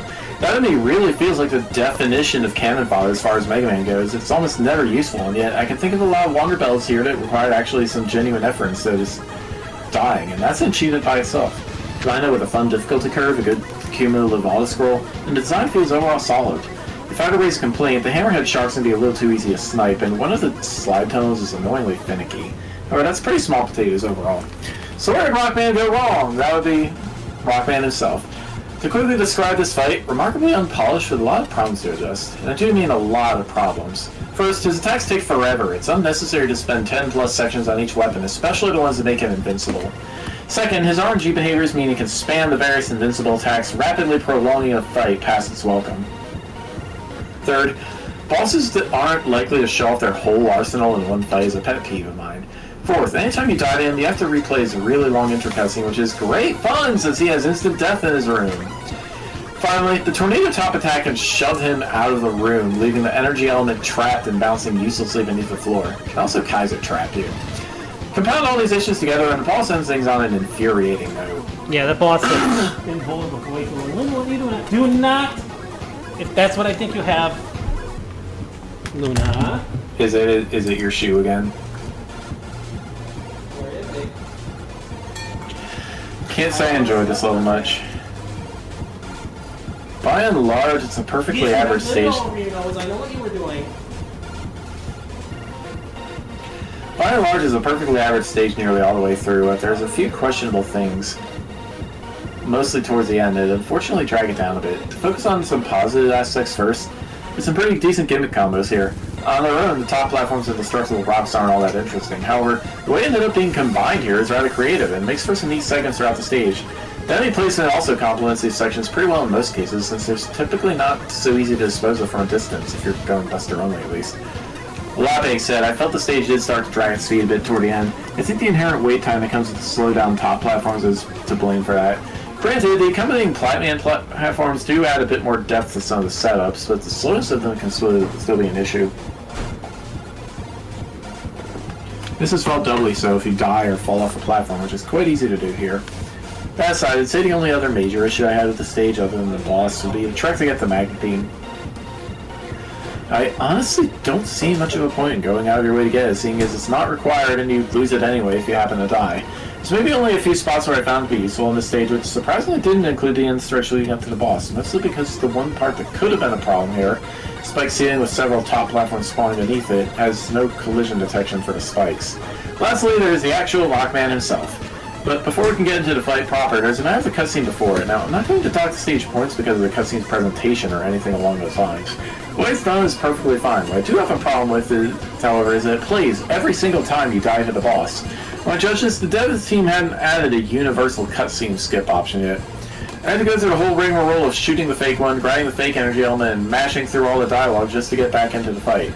Safe to say, there really should have been something to circumvent this like what the other entries had. And at the end of it all, the actual Rockman's fight isn't very good. He has way too many attacks, 8 in total for each of your weapons, but by the end of it, you'll be lucky if you've seen half of what he can do. And some of them have some glaring oversights. The tornado blow equivalent can easily kill you even after the fight is ended by dragging you up to the spiked ceiling, while the laser trident attack seems to require way too precise movements to reliably dodge each time. Overall, this is a very sour note to end the level on. I get the general idea here, but it definitely could have used some more fine-tuning. Koishi. It's a really decent stage with very clever uses of its mechanics. Unfortunately, a few key factors that really didn't sell for me. The rocks are basically repurposed junk blocks with damaging pebbles falling out when you hit them. Subtle, but a neat change. They're especially impressive and clever when in conjunction with the spinning tops create a new stage hazard. I really like the puzzle of the Plantman platforms too. Cheesable with charge shot and weapons aside, I can definitely appreciate the thought process behind making the puzzles. Weapons being pick-up unlockables is fine as a concept, but there's one critical thing. You don't get the teeth in after death, despite what the text box implies. Considering how much of the stage consists of instant death hazards, it is very easy to lose them. At least they're not strictly necessary to get, but they definitely would help players who were struggling with the stage, especially the likes of Magnet Beam. The boss is definitely the biggest miss, with its long unskippable cutscene on refights, absurd damage output, 2 health bars, and plenty of tricky attacks that reliably dodge reliably. Also a few attacks where he even becomes invulnerable. Are you for real? It's funny, yes, that this tiny, unremarkable rock man actually turns out to be as threatening, but that does not excuse a poorly designed boss fight. Yeah, to end the stage in such a fashion, you can see where my frustration and overall disappointment are coming from. The premise and boss concept are creative. Graphics are tidy and professional, animations especially. The slow, methodical feel to music and gameplay is refreshing. Despite a couple of questionable theming deviations, if you happen to have to include a bird, at least make it a rock, man. All the assets work together in clever and meaningful ways. Challenge design is a strong point. Introductory challenges have a nice kick, and the more complex ones are quite thoughtful, e.g. Wonder Bell plus boulder with top plus spikes. All this scrolling is a good culmination, though I'd swap the E-Tank for a token. These facets make for a good level, yet I think there's potential here for a great level. Imagine this. Magnet Beam rises behind the key, or the key is guarded by a mini-boss in a dead-end room. No split paths to confuse you, no need to unlock a weapon just to get through a barrier. Magnet Beam can be used immediately to ease challenges and access unreachable areas. Real secret passageways, not just the wall with a missing tile that just looks suspicious. In ways that Rush simply cannot. If you die, the weapon respawns where you found it, like the sign next to it suggests. Imagine further, the level's been thoroughly checked for unsafe screen transitions. Absent spike collision and platform puzzle can be bypassed with a well-placed charge shot. Ensure the level never drags, checkpoints appear every 6 to 12 screens, and the total screen count is around 30. The boss cutscene is skippable after the first time and free of oddities, e.g. creating invisible walls, triggering while paused. The boss owns only one health bar with attack phases that are arranged in a very deliberate order and free of excess visual clutter. Details make all the difference. The fundamental issue with the stage overall is that it is so cramped and slow moving that it quickly becomes a chore to go through. What might have been minor issues elsewhere quickly become more significant frustrations given how long the player is left waiting in certain spots.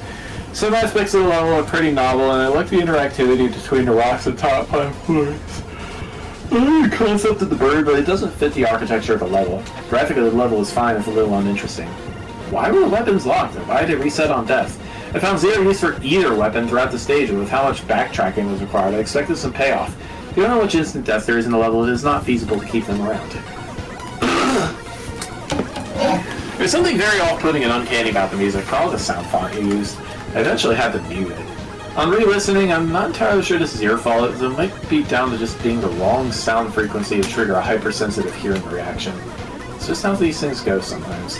The default option for bosses is to skip cutscenes after they have been seen once, yet they replayed every time the player died, and they're so extensively long.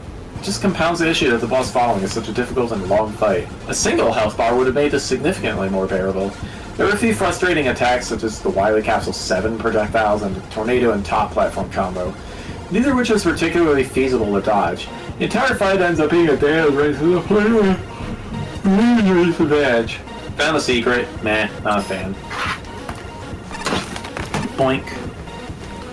Scientific progress. Recommend. If there's any simulation I have respect for in this gaudy light show, it's this one. I don't exactly approve of its more violent uses of recycling, but raising any sort of awareness is a start at least. Beggars can't be choosers. Big Eye. Special thanks to playtesters, Mini Macro, Telhers, Sarisa, Darth, Phazon, Motherbrain, and many others. If I missed you, it's because I have 8 minutes left.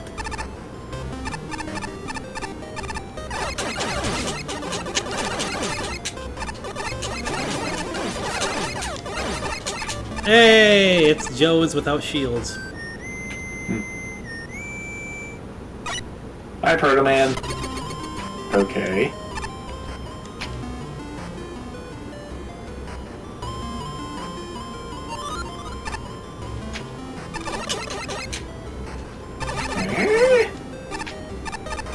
Can we break these? No? Okay. I don't know what the deal is. We're probably going to be coming back here.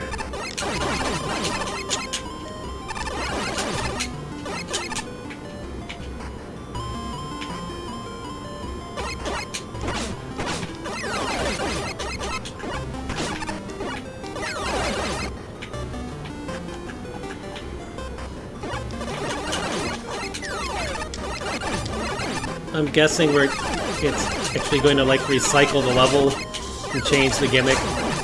like things are going to be on. Probably. That's Whoa! That was a lot of dudes.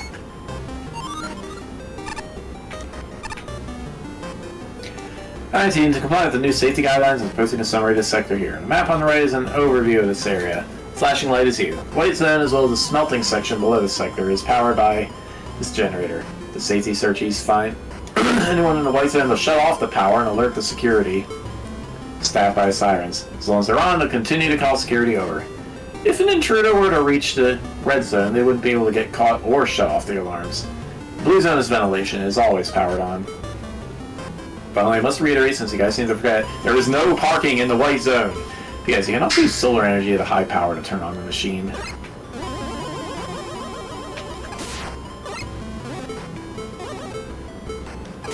Which one of these counts as solar?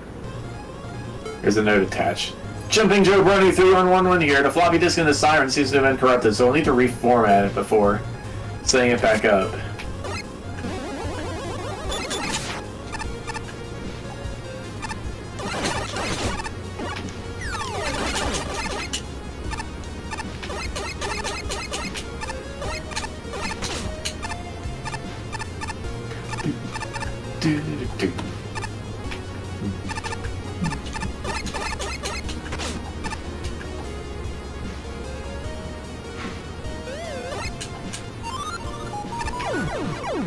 What?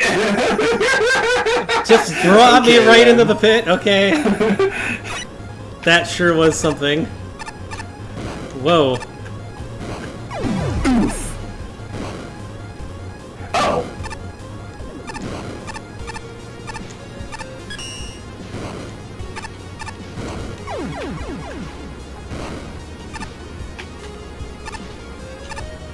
Yay. What? What was that just now? That was like a weird... That was a Luigi's Mansion sound effect. Yay! Can't get out! Smortacular.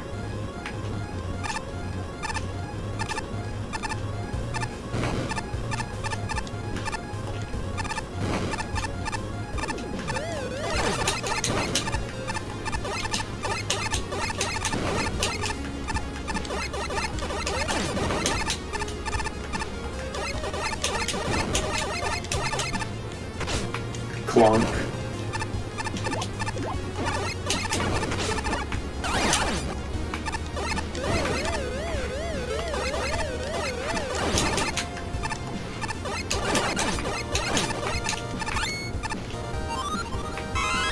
Oh, nice. Where to now? Woo-wee! This way, I guess.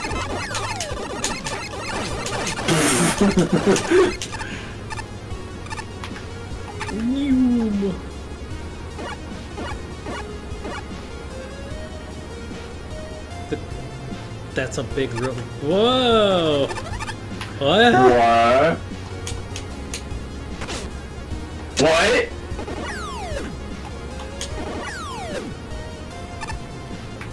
Oh, hi, Frogger. Oops.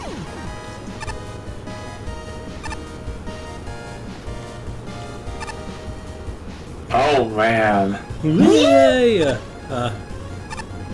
Hi. Rush coil. Or that. Okay. What? What? Are we supposed to die after each token? Is that the theme going on? What is happening? Oops.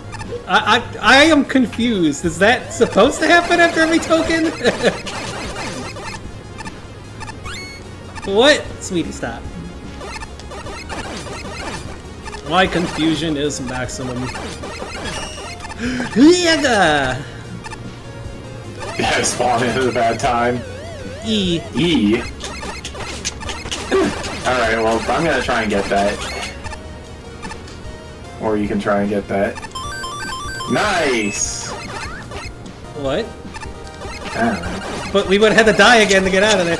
What is that like part of the theme of the recycling? We just what? I guess. That is orange. Ow!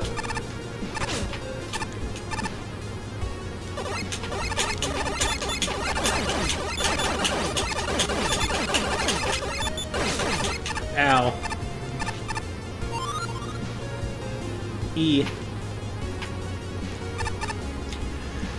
Bastion, I'm picking up a strong signal behind this door, but it doesn't have an energy outlet. On the bright side, there's a lot of scrap metal in there. Not usually one to advocate for greed, Bastion, but if you're short on resources, you may want to take a peek.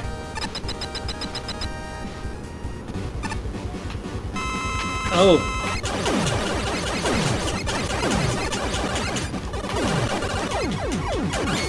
What? It's a boss I don't rush. know. That is...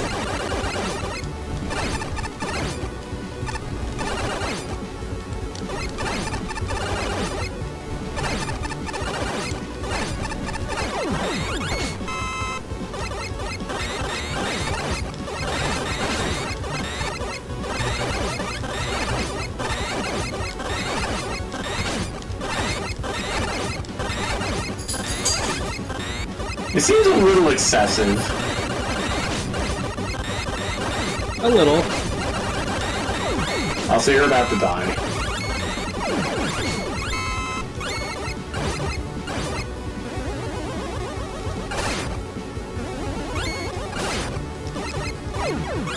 Bye, energy! You disappeared somewhere. Wait, why did it lock me in the air? I don't think that was supposed to...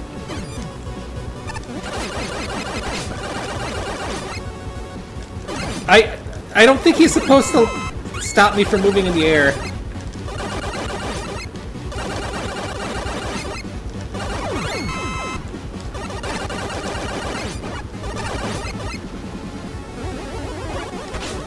Sweetie, please. No, hi.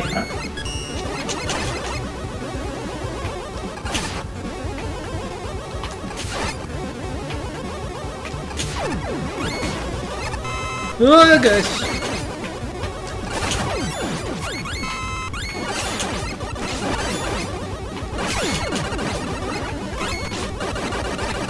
I'm kind of stuck. Sweetie, let me use my hand. Hi, energy! That'd be nice if we could.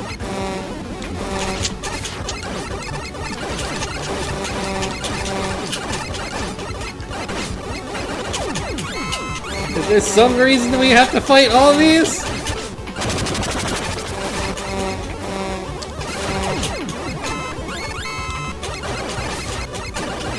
Are you okay? Your animations seem to be broken. Like, moonwalking.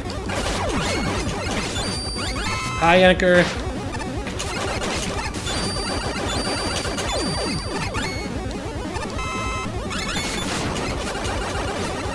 Oh, hi, Punk.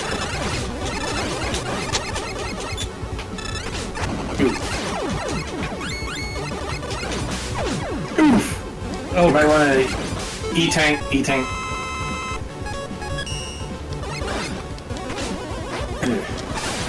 I kind of hate this boss. He is so hard to frickin' dodge.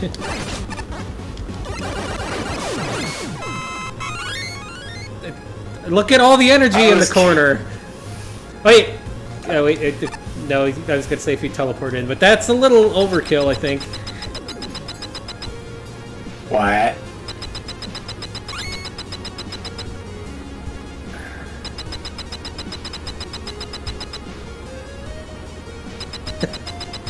Stop! Stop it! Oh, achievement unlocked. Hey! What? Sanic! Okay, a glitch in the level there made it unlocked a couple things. What? The heck was that?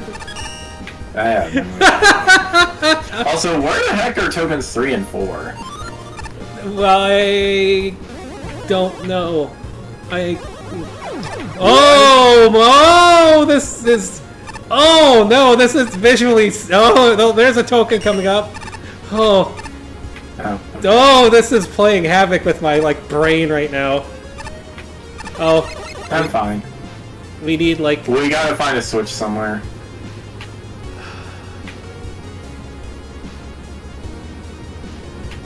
Yeah, it's not here.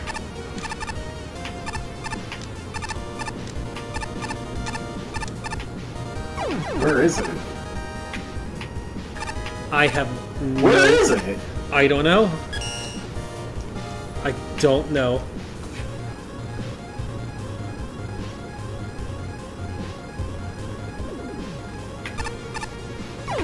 Well...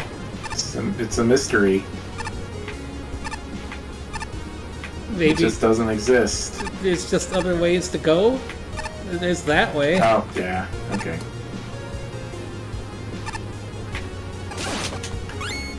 Oh jeez, auto scroll.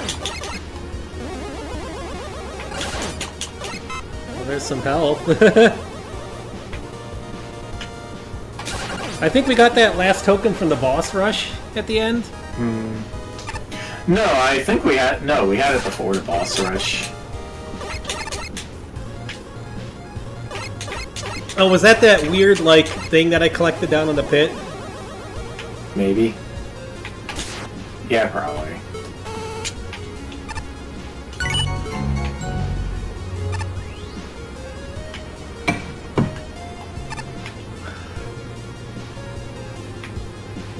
Is this going to work, or are we going to, oh.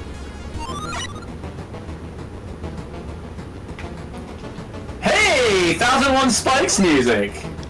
And I'm stuck. What? Oh! You're controlling yourself by shooting.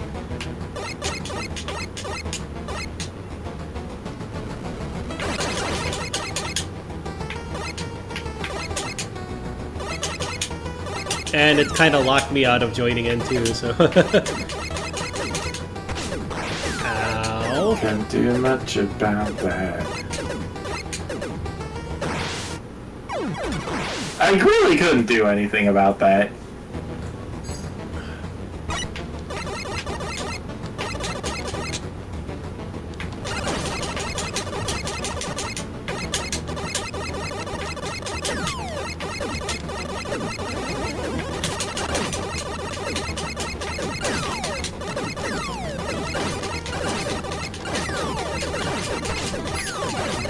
Ah.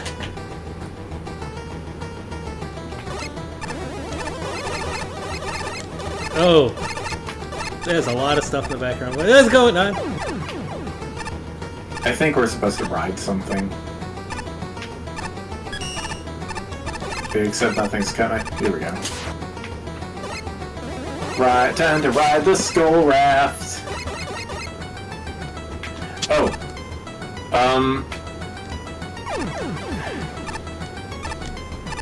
That sure took a while to spawn in.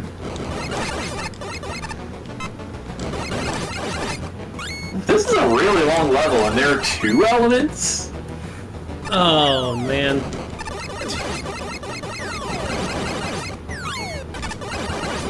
Yeah, 2 elements doesn't make me wanna... Oh, man. Where's can't find my keys man when you need it?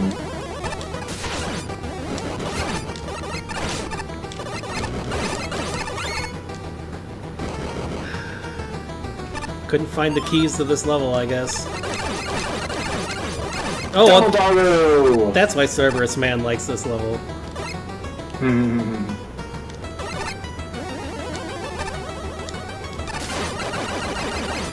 Orthus Man! He's a pupper. Roo, roo, roo. Ay, galagra. I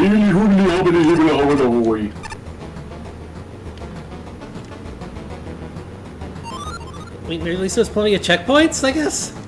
Yeah. Checkpoints being plentiful is a good thing. Ah! Oh, That is not a good thing. Nope.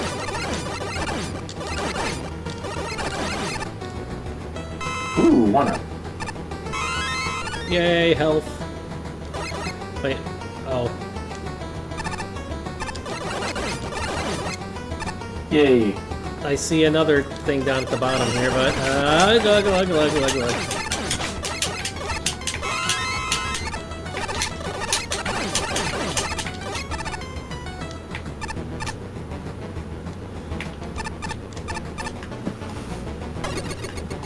Whee!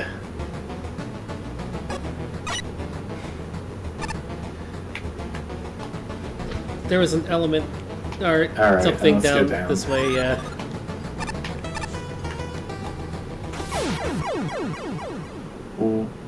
What? Okay, I guess we're going up. I guess? Was that another route that we... Oh, was that when the thing, like, dropped me through the tube? That it kind of... maybe it glitched out there, which means we can't complete this level then? You know when it dropped me through the ceiling of the tube instead of, like...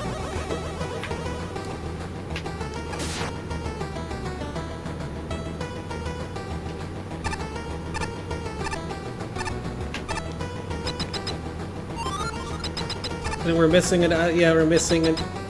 Oh, yeah, punt. Oh yeah, just look at these muscles. I'm huge. You really think you can take me on? Go on, custom chump. It's time to see what metal you're made of.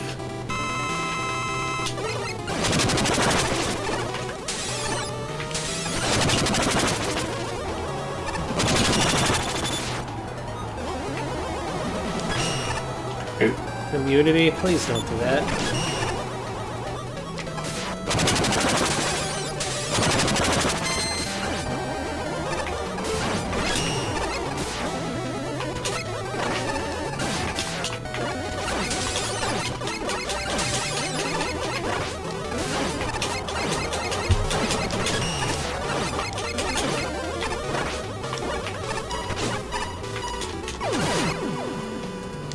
Tin cans from Hogan's Alley. Okay. Now, where the heck is the second element? I don't... Isn't that the other thing that broke? I'm guessing it's the thing that broke. Lovely.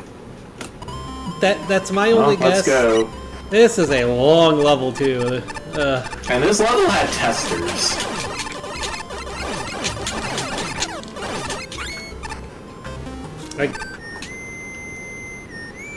I don't know. Hopefully we can find it so we don't have to go through... Like,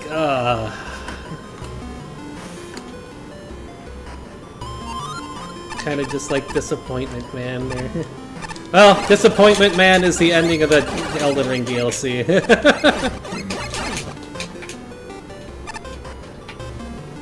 Sorry, nothing. I mean, I'd say it's a spoiler, but there's nothing to spoil. It just ends. I mean, don't get your hopes up. That's all I have to say there.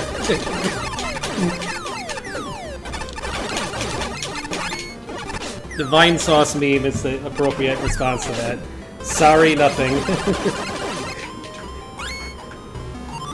I'm guessing they just didn't have time.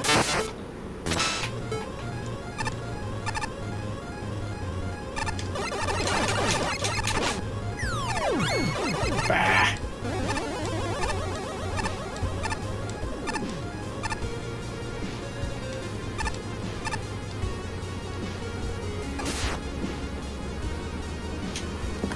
Oh hey, it actually works now. Yeah. Oh, did it break because of multiplayer, maybe? Maybe. You better go do the thing. Wait, no, I was by myself, so... I don't know.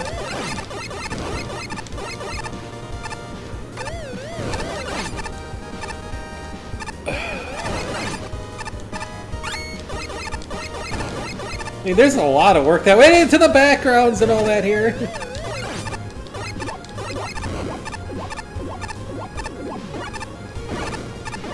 I think it's just slightly, it's definitely too long. It's a long stage.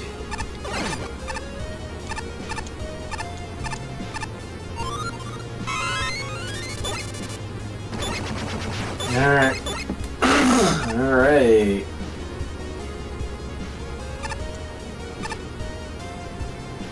we go. Assuming this actually works correctly.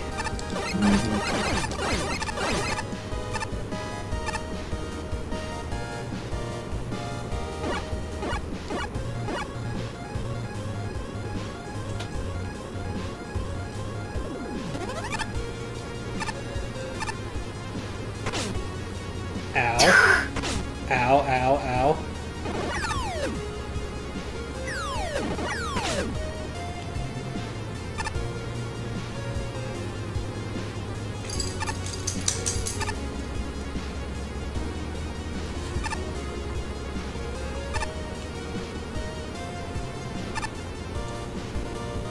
Ooh, baby!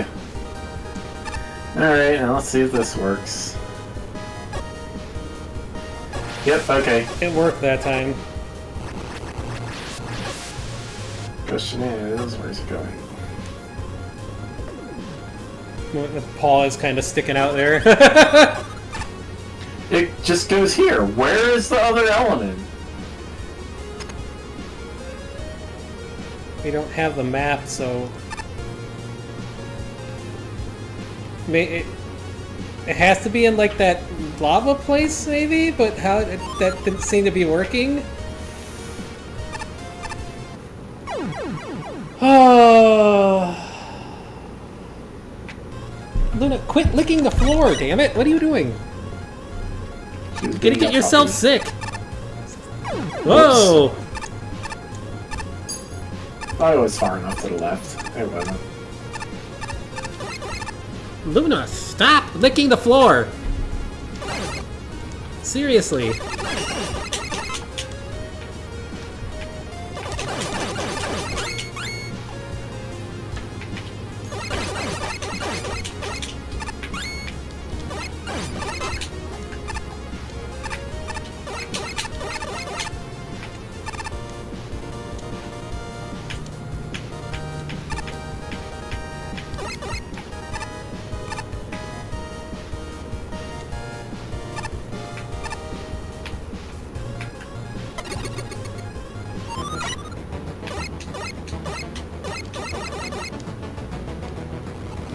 Oh, there's a different path down on the bottom here, Yeah, okay. but we can't get to it. Maybe we need to wait for the lava to go down?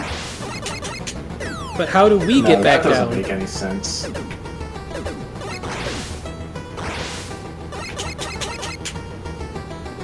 Go back down? No, clearly not. What the heck? Is it broken? Because that, I see a thing there. Like, what?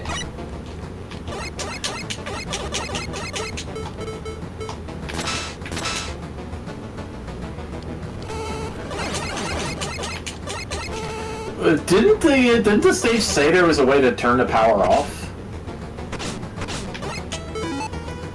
We can't, though. It's already too late. Okay. I don't... This is... What? I don't want to go back to the entire stage just because we missed one little thing that is not obvious whatsoever. That is bad. I mean, maybe we could turn it off up here, but then getting through this mess is going to be a pain.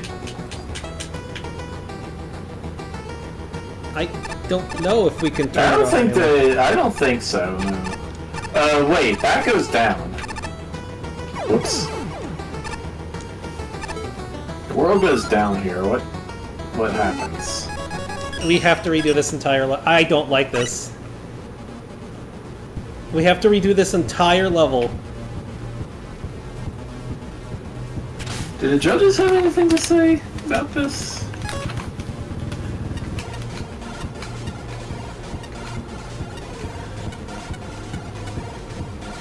Do we have to get I caught? wish it was a little clear how shafty.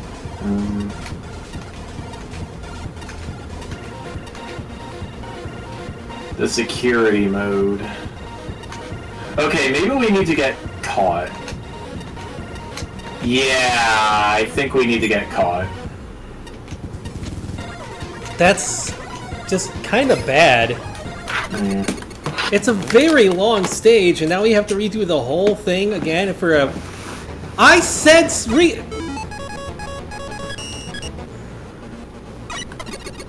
I hate wasting my time, dude.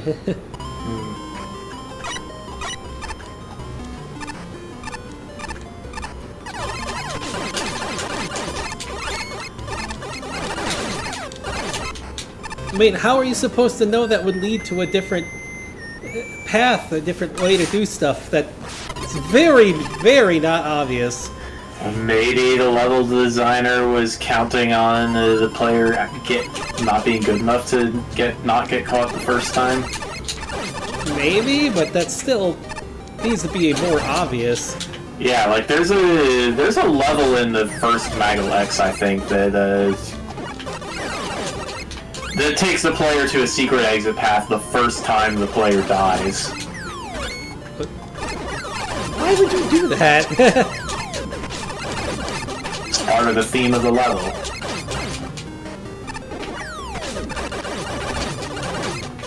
Okay.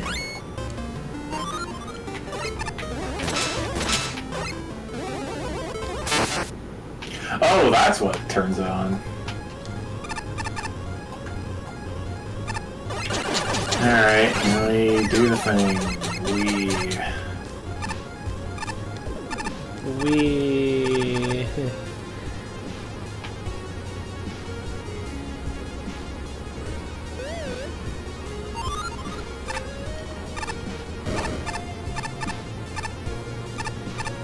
Oh, maybe getting to that...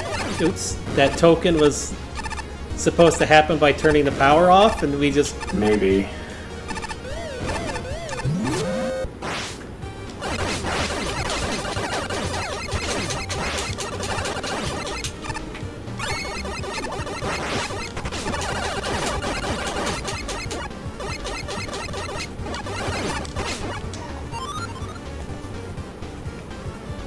Backwards E.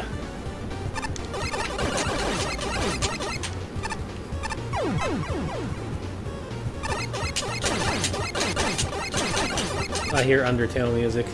Barely. Yep. It's dummy!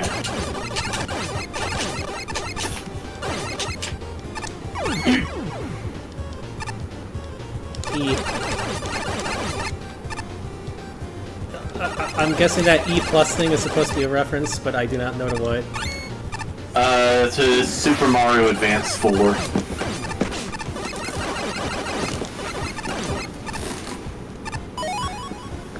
Almost certainly.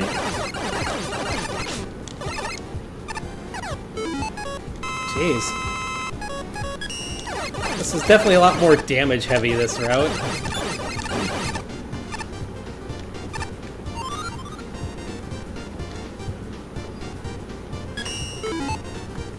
Oops.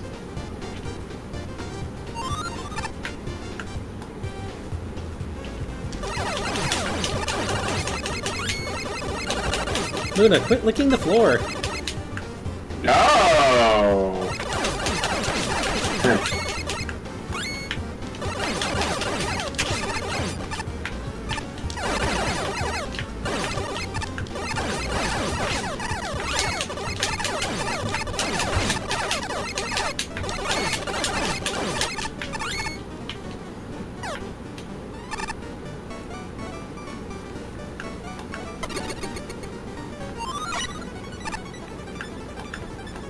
More 1001 Spikes music. And yeah, the lava isn't going up. That could definitely be stated a bit more, obviously, I think, but...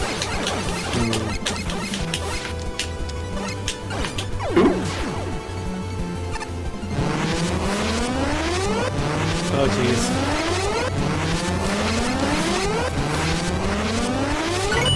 Got it! Oh, those are instant Yeah, death! I got it. Quit licking the floor! For crying out loud! Balro, I- please. Don't have money to be taken into emergency vet! Why are you licking the floor? Stop it! It tastes good. She's doing it for attention, I think. It's like a toddler.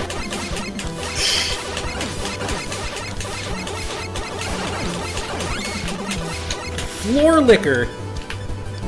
Oops. It doesn't Toads. Not even Battletoads, it just doesn't respond very well. It's trying to hit the jump, but I didn't jump. The jump didn't jump. The shoot, but the jump didn't jump, and jump and stuff.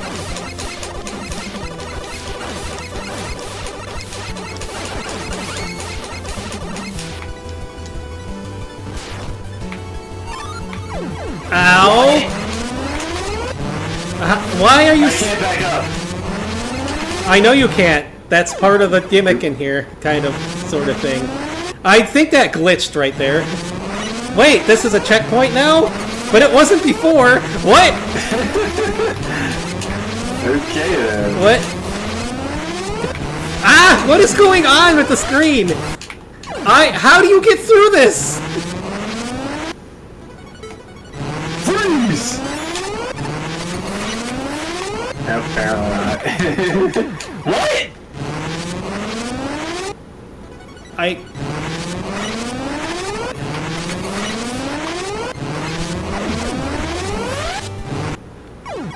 I don't know how you get through this.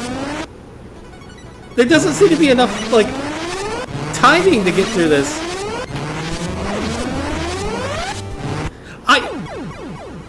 It's not... I don't think this is working correctly. Sweetie, do not unfocus the game. I really don't think this is working correctly, because it's like... There we go. It kind of feels like now that I can move forward faster again. Oh my god. This is awful. This is just plain awful. Thank you, sweetie.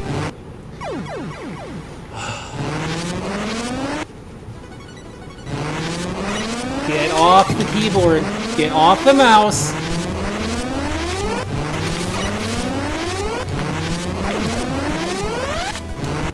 Ooh. This is a very bad section. I can't tell if it's breaking or what's going on. I can't move forward! Something is wrong here! I can't move forward fast enough to dodge anything.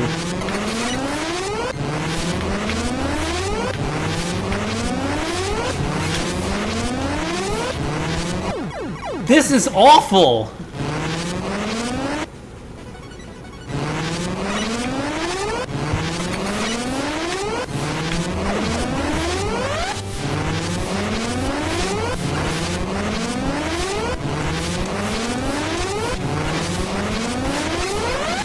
That was awful. What the heck? Oh, we have a mini boss after that too. Great. Don't do that again. Like, why? I can't tell if that's the engine going wrong. Wait, but we only had... I guess we just have to get to the end and there'll be a different boss? Yeah, I think so. Dr. G!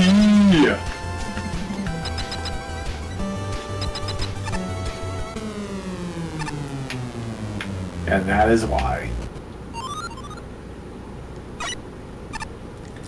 Roll, Moro. Hello, anyone there?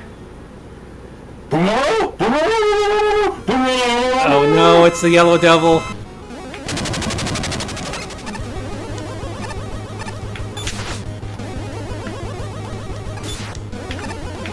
Ow.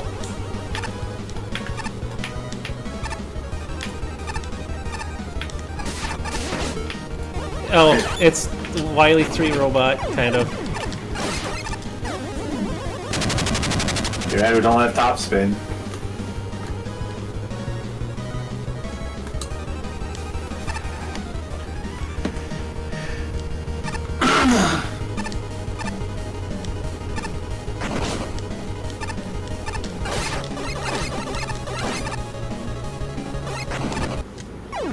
That's gonna take a long time to kill that thing. Wow.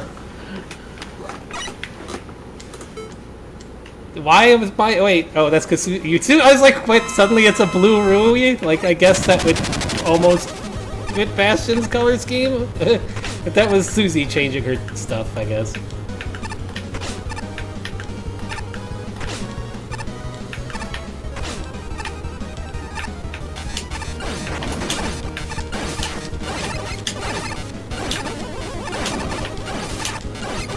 Yeah, that definitely works.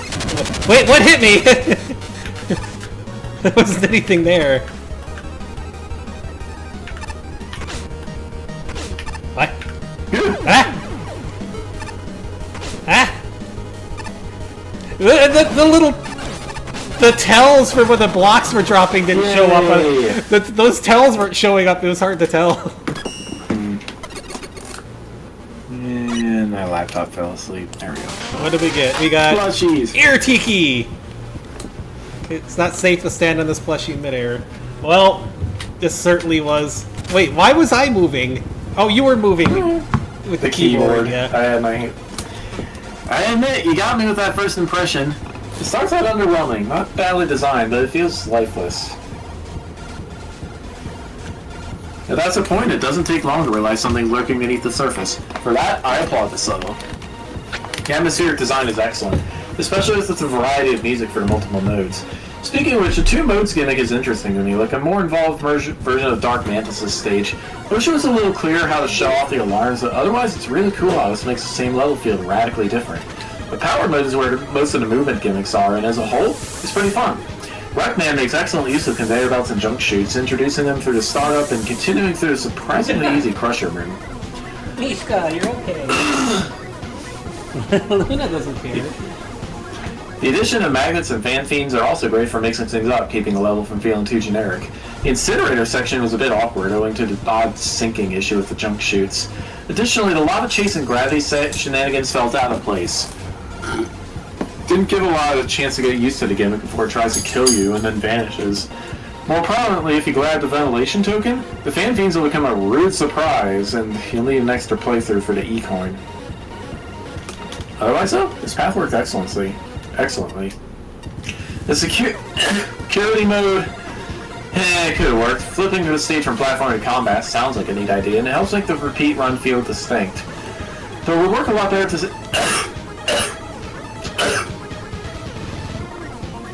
Its security has some actual variety. Low enemy variety works in power mode under the supplementary gimmicks, but the jumping Joe Brony isn't interesting enough to handle the entire level by himself. There are segments without Joes that use other enemies, but they're essentially mid-filler in comparison. It is shorter than the powered path, which is a small Murphy, and the jet ski and the incinerator was breathtaking. But it doesn't make up for how low the variety was. The second run was easily the most boring part. Fortunately, both boss fights are up there with the power mode. Wreckman has exactly the sort of variety I'd like to see, and it got a kick out of the numerous NES game references. I'm also pretty okay with his healing ability since the player can stop it easily. The jump hunk is easily the highlight of his route. His standard behavior is a nice variation on the Keeper, but it's the junk rain that sticks out to me. I appreciate how the first phase is 100% telegraphed since it teaches the player reliably. Once it gets below half health, it takes off the kid gloves and challenges your combat skills directly. It's an ideal balance between being considerate and tough, which rounds out to an excellent, if a little lengthy, challenge. I like the ideas presented here, and I feel this would be excellent with some extra polish. However, the Joe abuse on the security path really drags down the experiences, something I'd advise adjusting. And the bike segment, I can't tell if that's because it was multiplayer and something breaking with not letting us move, or what that was, but... This is another level that I'm really torn on. It's a mixed bag of things I liked and things I didn't care for, with both meshing together to make for a somewhat odd stage. If you're anything like how I was when I first played this and you're confused by the way the map works based on an in-level description, don't be. It's actually pretty easy to follow once you figure it out. Essentially, the path you end up on during the second half of the stage is determined by whether or not you get spotted by the searchy enemies. It also turns off certain gimmicks like conveyor belts and crushers, but adds more enemies that appear throughout the first half of the stage. It's a really interesting mechanic that has a good amount of depth and replayability. The problem here is that the room layouts are pretty middling. There's not many that stand out, save for a few, such as the token challenge that has you sliding past enemies all upside down.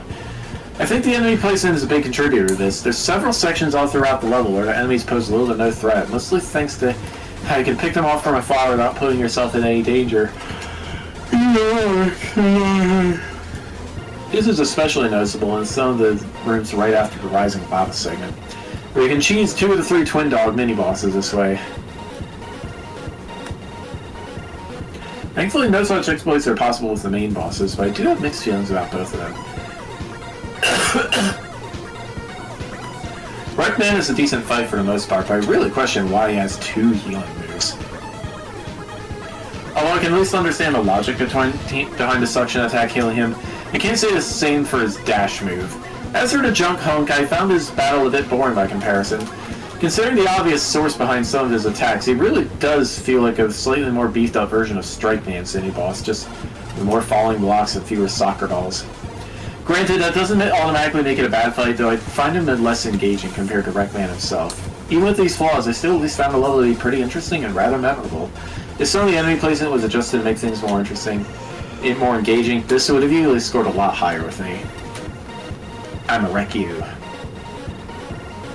I like the stage's concept, how it handles splitting the stage into 2 different paths by whether or not the player triggers the alert, in which certain stage elements are toggled to lead the players into the right paths. It's a really unique way to handle it. But alas, the stage is ultimately brought down to how it tries to fit in way too much stuff, lengthening the playtime and overstaying its welcome. Some pointless stuff, for example, is the boss gauntlet. You get an M-Tank as a reward, while you're already getting all the ammo and health pickups from the bosses themselves. Also, the M-Tank despawns after a while. Great reward! Another example is, well, the death pits. Yeah. Since there's no clear indication of whether a pit is death or progression, all the fumbling does add up to the frustrations over time. The longer length also makes it a problem if you didn't mean to trigger the alarm. Unlike a certain other entry, which also may involve alarms, the alarm persists through resets and deaths, meaning you'll need to restart the whole stage from the beginning to turn it off again. The stage would have definitely been more pleasant to go through if it were just centered around just the 2 paths, since the stage is fairly linear otherwise, without the extra path leading to tokens. It would help condense down the stage length as well. Wreckman. I don't know what REC stands for. Upon looking up what a REC is, it either stands for record, recreation, or receipt. None of them fits what the stage is about. Recycling. That's why he was throwing like bottles and like bouncing like plastic and stuff. Yes, I understood that right away. Wrestling themed robot master. What? All the references are lost on Apache here, I guess. He's an okay fight, I guess. The true hassle was really on how to get to him in the first place. The post-boss junk golem was easier to stumble upon because it's part of the alarm path. A single level can only sustain so many ideas before it starts to collapse under its own creativity and load times. Such is the case with the straightforward, story-driven, action-packed, puzzle-oriented, magnetic, gravitic, molten stealth, maze, fortress, junkyard boxing match, which was exhausting to judge. Individually, each section is a focused, thoughtful progression of clever ideas that work well together. Major shortcomings are usually limited to 1 per section. These include brutal challenge introductions, e.g. immediately combining new movement-altering gimmicks, repetition, e.g. nothing but trash turrets until generator, missing spike collision, a nauseating combo of continuous scrolling and platforms moving in 2 directions, and an alarm gimmick that makes the level considerably easier when triggered. Collectively, these sections overwhelm and confuse me. It's so unclear which way to go. Play progresses in random directions with frequent splits, and there's no way to tell whether going in fast is the way forward, the end of another path, or a bottomless pit. The map and imprecise instructions are only so helpful, and completely missable if you break dash through the junk blockade. It's frustrating and thoroughly unclear that your final path choice is determined much earlier in the level, unless you unwisely break into the upper path with Magnet Beam. Aesthetically, the tokens make no sense to me. Levels are at its best when it appears straightforward challenge with visual spectacle. The auto-scrolling elevator section is simple but memorable. Conveyoring through gorgeous piles of junk, perhaps being ambushed by novel Joes is neat. Notwithstanding some unfortunate collision issues, the junk golem boss is a blast. Riding a wave bike through a graphically dazzling smelting furnace is awesome. The optional boss gauntlet, despite being rendered impotent by magnetic shockwave, is one of my favorite things in this contest.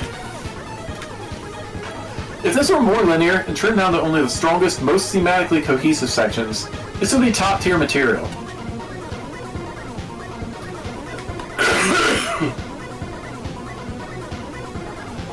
As a football pundit would say, this truly is a game of two halves. When the level is on, it is so full of unnecessary things that the player's engagement is quickly lost. On the other hand, when turned off, the level is thoughtful, well-paced, and pretty enjoyable. Okay. The initial map screen and signs were a failure. They promised the level to be extremely long, not necessarily a good thing, complicated and present too much all at once. Hiding crucial information in a long comical reference is not a good idea, as I zoned out and completely missed the fact that I could turn off the facility by turning on the alarms. It gives a negative impression right at the start of the level, which carries with the player moving forward. A lot of the individual segments on both paths are pretty good and were designed in a novel manner, and everything is introduced well, highlight being the anti-gravity section. However, there are so many new gimmicks introduced and only used once that the level feels quite a mess with the facility on. The level is very visually loud, with lots of animation and moving objects, confusing the eyes. In contrast, the slower pace of the level when the facility is off felt more natural and less overwhelming. The second version of the level, feeling so different despite using almost exactly the same layout, was very impressive. I'm not entirely sure if I accessed it in the correct manner, as the break dash can interact with the blocking jump piles at the start of the stage, meaning you never turn on the facility, but testing later showed that very little change with the alarms.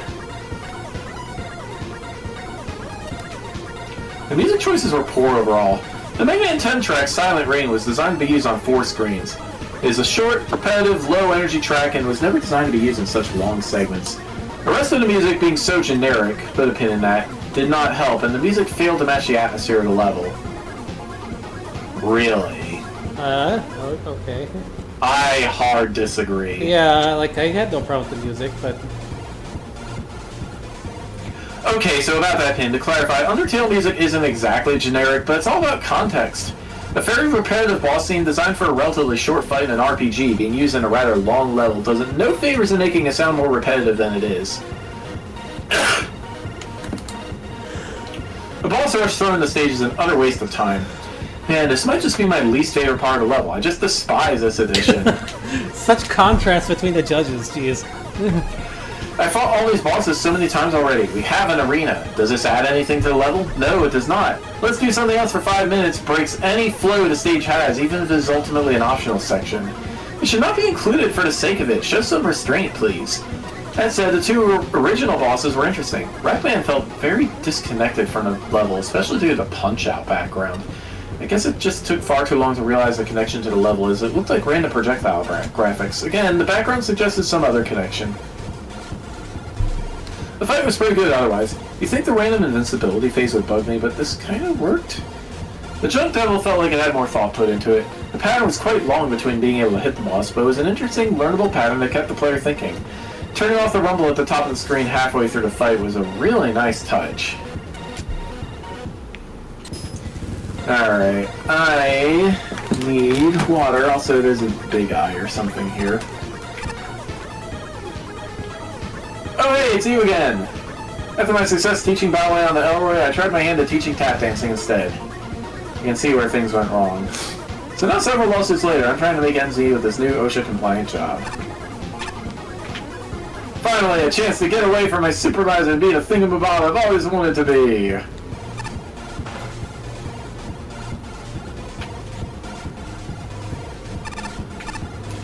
'60th place! Super Heavy Samurai Big Ben K. Oh, never mind that. I need water. Baby. Oh, baby, baby, baby.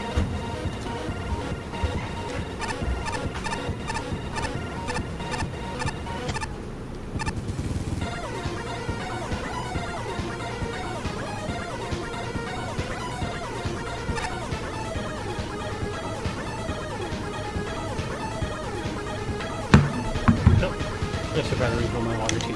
And let Lakota out, as long as Luna stops barking at him. And she's only been doing what I've been streaming. So, there you go, Lakota, let him out. I would just keep Luna from testing you. All the stuff they do.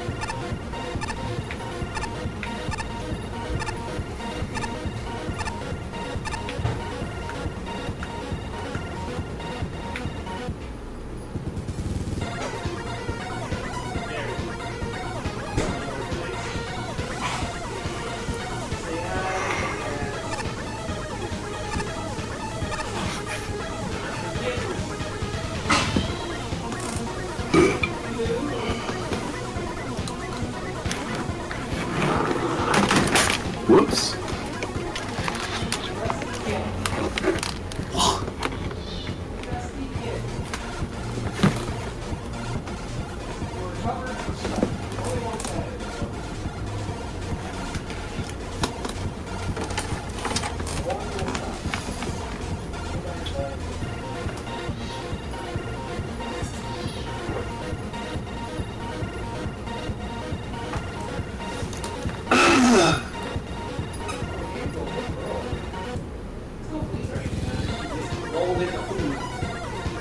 Roll into the food. Can you now? What's wrong?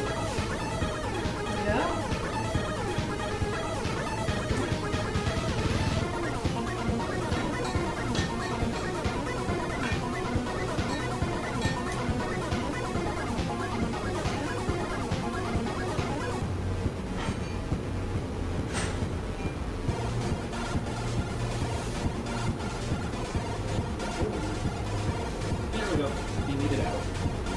Now what we can do, start the level at least before they start working. What is this thing that we need? This level is super heavy samurai Big Ben person thing is. Big Ben K. Ben K. What is Ben K from anyways? Japanese mythology. Oh, that's Benki. Hey, did you know you can shoot through the Benkei's spear but only one shot? Because I didn't know Oh, until that's he why. was level.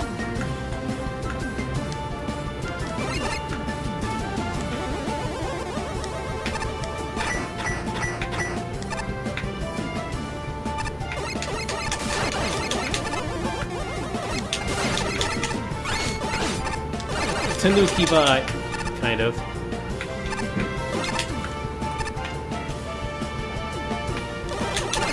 Oh yeah, kind of. I was misreading the Tanuki snout as a big eye looking down.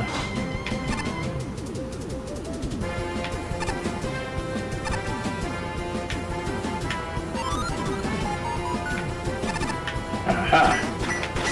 Ow. Well, that sure doesn't work multiplayer. Oh no.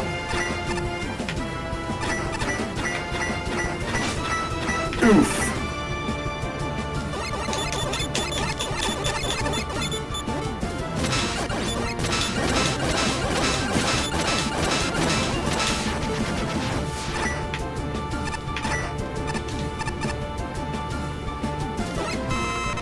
Yay. I would have given you the health, but I slid into the screen and fell, so.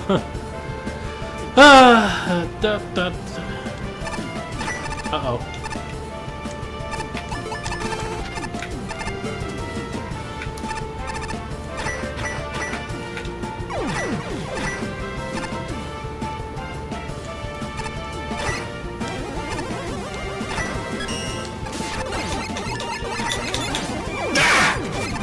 Dang it. Undertale music reminds me somebody is played. Oh, okay, all the way through Chapter 4 of Deltarune already, so it sounds like it's getting ready to come out. They're just waiting for that one like Game Maker update, and then a new newsletter will release afterwards. And there's a Fortnite frickin' crossover with Undertale and like Deltarune. Yeah, I heard about that. It's a frickin' Fortnite of all things. Frickin' spamped in Neo.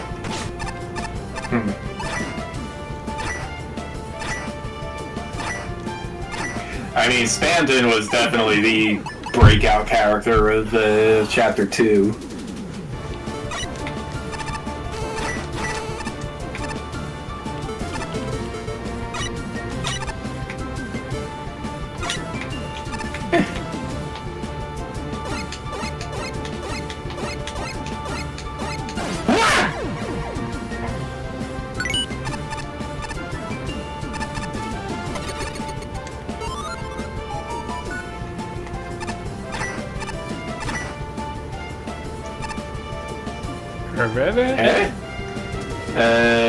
Come up from below, I guess. Somehow.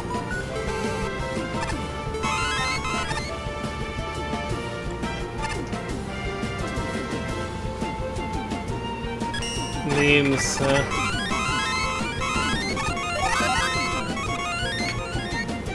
So why I believe in seesaws? Because I like them. Simple as that. They seem like a pretty interesting gimmick. However, putting them too close to a wall messes them up and potentially crashes the game. The spears are just recolored waveband schemes. It's going for something like the Burman spears with the back coating. I don't really know how to have spears pop out of the wall. Can't draw either, so the spears would look weird anyways. They still look pretty weird in that VH. Little enemies are just Camon reskins. Those look weird, I know. I kind of made them looking like a Shogun helmet.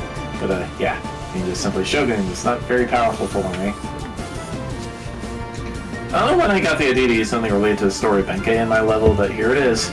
I wanted to do something more for the Benkei boss, but I couldn't couldn't get the code to work out the way I wanted to. With the deadline drawing near, I decided to just copy Yamato Man's code. Guess what else I can't do? Draw. So Benkei spray looks kind of iffy in a lot of areas. Offer my sincere apologies. By the way, Super Heavy Samurai Big Benkei is the name of the Yu-Gi-Oh card. Not that really means much here. Karuso Man is here because it was said that Ushiwaka Maru, known as Minamoto Yoshitsune in his adulthood, played a flute when he met Benkei Musashiko. Kamuso Man, while he's not based on Ushiwaka Maru, does have a flute, so there's that. I wonder how the spears in his room go away after he dies, but for some reason it messes him up and just makes him stand there. Not sure what causes it.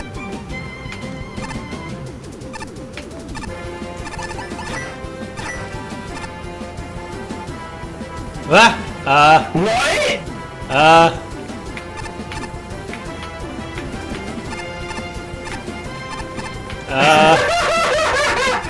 Okay then! There we go. Skip!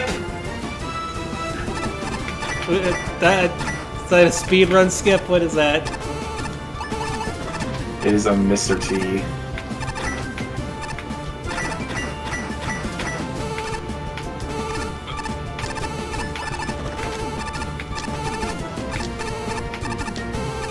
This seems like it'd be pretty difficult. Yeah. Oh, this one falls. Oop.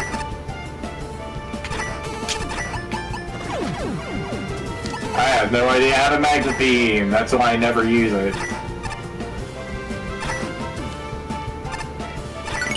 Yay! Mew! Booter's borked. He wants back in. Okay. He says bork. We're missing a token. It's above us. Okay. Ah.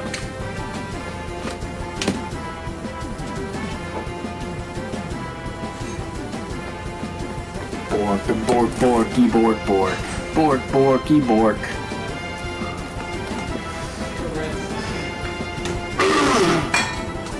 Oh, hey, dogs. Here we go.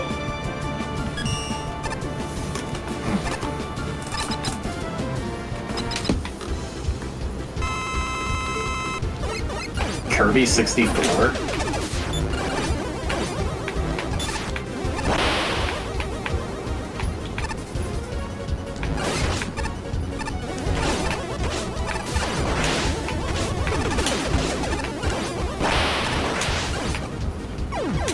What? That was a bit of lag there. Well, at least there's a checkpoint after the boss.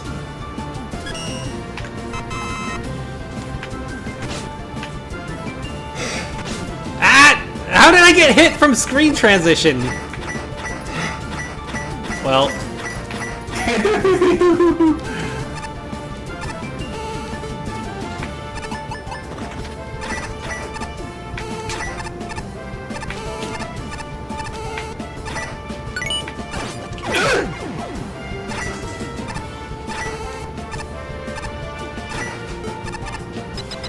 I have no health.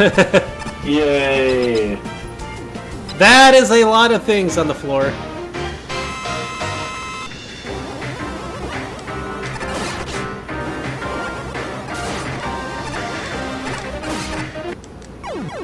That sounds like Return to Dreamland music.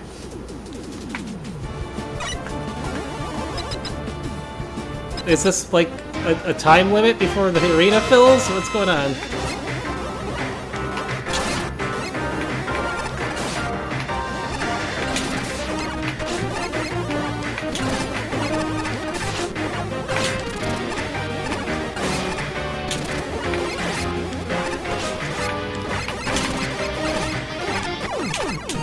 It's like Yay. the time limit to the boss for some reason.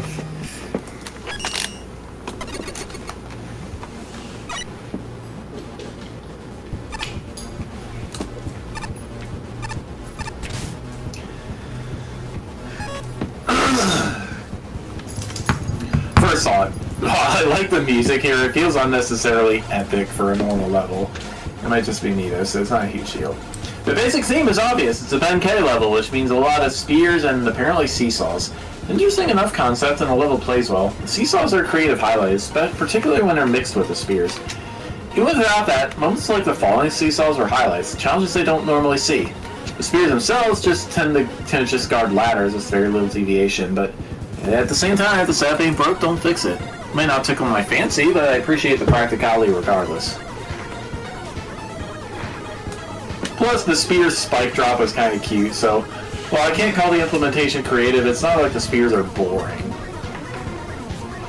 Sadly, the enemy design is underwhelming at best. The core issue is they're underutilized, which is a crying shame for the Shigarakis and the custom samurai guys. Even if the latter seem a little out of place graphically. Even when they do appear, how they're used rarely stands out, leaving me wanting more than I got. Ben K is much more utilized, but that comes at the cost of a rather awkward seesaw fight. The bosses aren't much better than the enemies. Gamarn and Gamadayu are shut down entirely by their rune design. The shame is that would have been a neat challenge, and Kamuso Man's center timer takes so long to activate that it may as well not work at all. But Big Ben K himself, much like his minions, he's much more fun than the others. Especially with the functioning timer posing a real threat. That said, if he's supposed to be special, he should really look the part.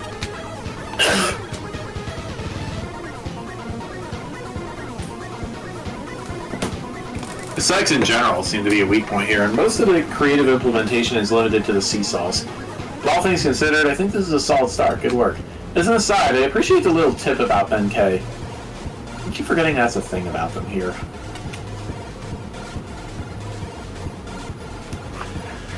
There are two major compliments I can give to this level. The first being the choice of music. Even though it's a bit loud, it did end up making the level a bit more memorable for me. The second is that it has very solid ideas, which in theory should make for an interesting stage. That being said, I found this level to be rather lacking. There's some decent setups with the seesaw platforms here and there.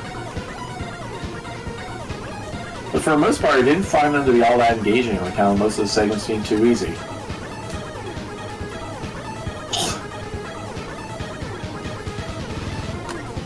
Through with the Gamarn and Gamadaya bosses,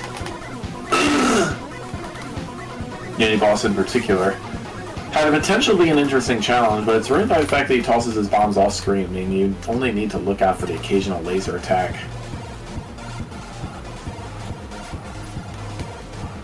Other times, the rooms can just be tedious, such as the climb to get the second to last token. There's no enemies or hazards to get in your way, just semi-type platforming on seesaws where the only punishment is having to redo some jumps if you miss.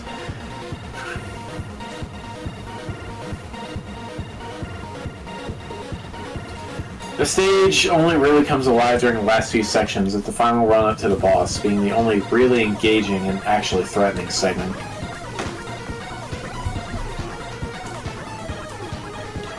As for the boss itself, well, it's Yamato Man, but reskinned to a Benkei. While it still has his specific animation cues for his attacks, he comes across as very janky looking when he actually moves. The spears that steadily appear from the walls could have been an interesting way to spice up the fight, and by extension, the Kamuso Man battle before. But you have to intentionally let the battle drag on for a very long time for them to become a threat. Like I said, the foundation of a decent level is here. The choice of gimmicks and their combinations have a good amount of potential behind them. But it needs a lot more polish in the difficulty curve department.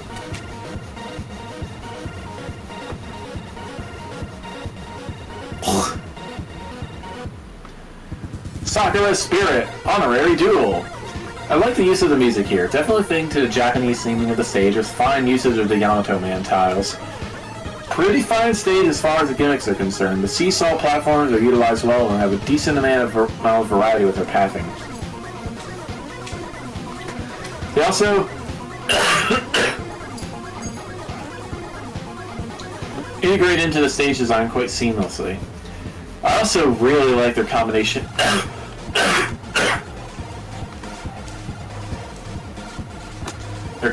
with the spears, making the player be wary of the way they're positioned at the right time to not get poked. Some of the jumps later on can look dangerous, but they're ultimately not that bad as they still have a decent leniency to how you make the jump.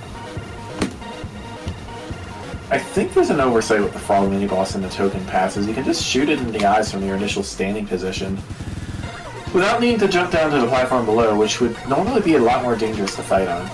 I enjoyed a clever added complexity of needing to position a seesaw at the right point in the 5th token session. Benkei boss has a simple pattern. I like the added tension of the bamboo traps that begin filling up the arena the longer the fight goes on. A pretty clever way to implement a time urgency. Okay, snarky pants, you can crack wise about inauthentic projectile behavior all you want, but it's no substitute for pestering the dev team until they fix it. So, there's a little wry humor, a fun remix of familiar music, and brightly colored graphics that immediately set the tone for a playful level. Strong theming pulls together several decidedly Japanese elements.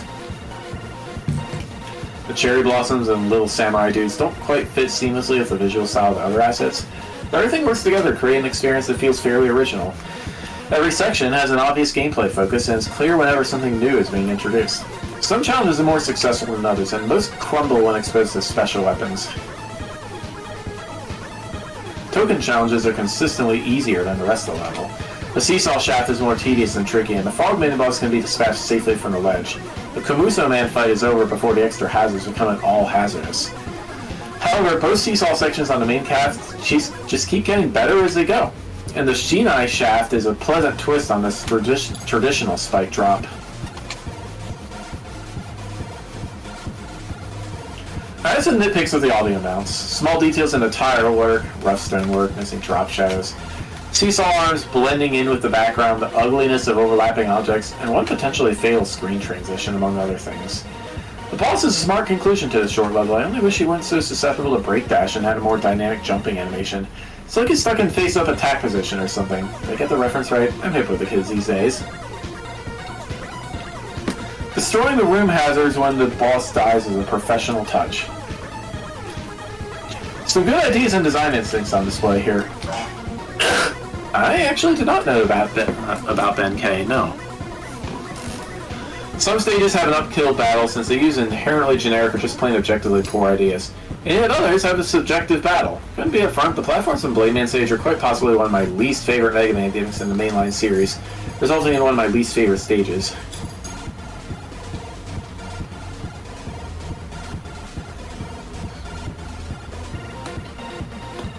It also makes use of a rework of the spear gimmick from Burner Man, another one of my least favorite segments in Mega Man. So it's quite an accomplishment that this stage works for me. Not only does it sidestep the annoyance factor that Blade Man stages radiated, by gum, you made some good work with it.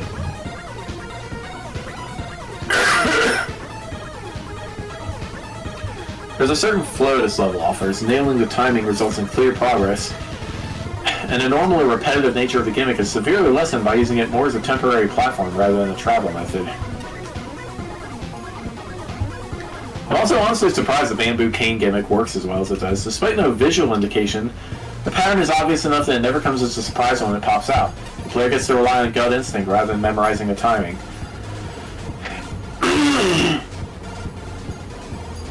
The static nature of it suits the Blade Man platform better than the weird, wavy enemies from the source stage. Good checkpoint placement and that most of the platform rooms are short alleviate the repetition further. I like the aesthetics of the stage. It's not particularly pretty, and the new sprites are honestly very amateurish and clashing.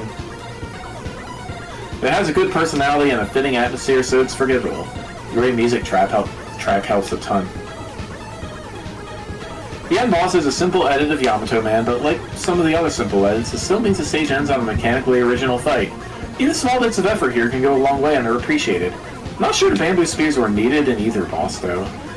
All in all, I think this did a good job. Won't set the world on fire, but sometimes it's nice to play a simple stage. Boss time, probably.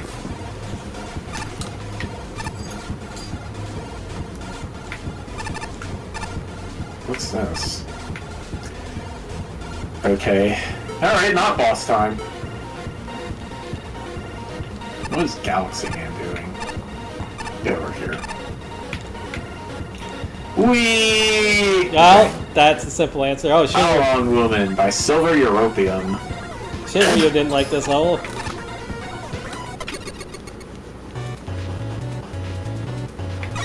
Yep, plant level.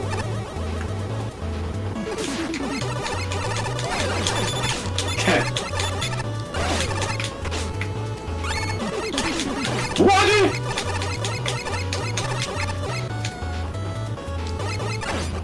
Awful bots. Oh no.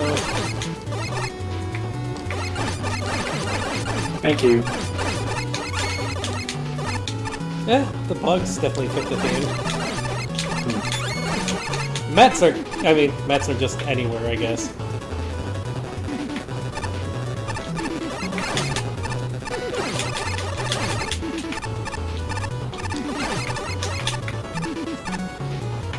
This music's a remix, and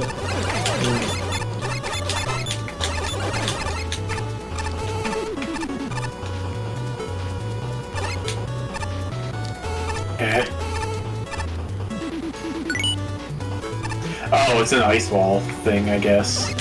But yeah, using a magnet beam is way safer. ah yeah.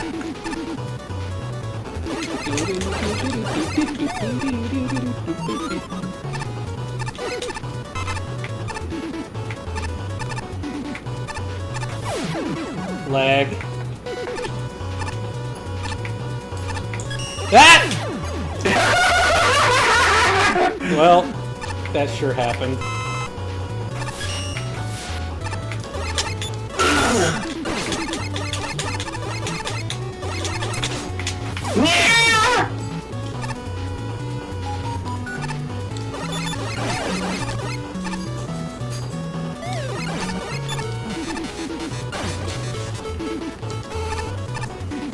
Whoa. It's so cool.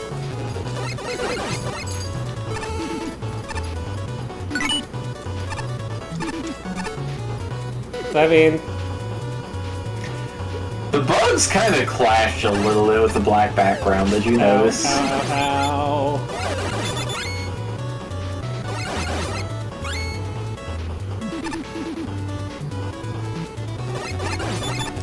That's a lot of flower dudes.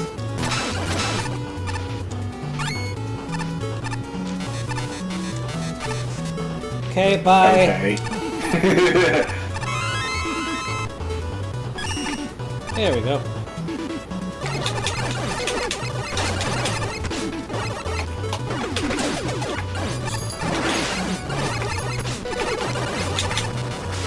Water the plant. Then again, it's a robo plant, so I guess. Uh-oh. Really did it?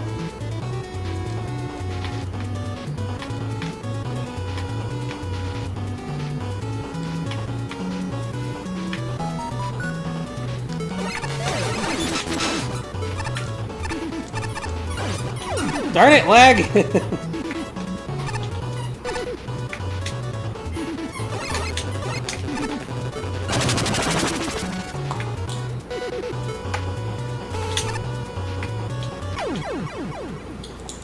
I have no idea how to magnet beam.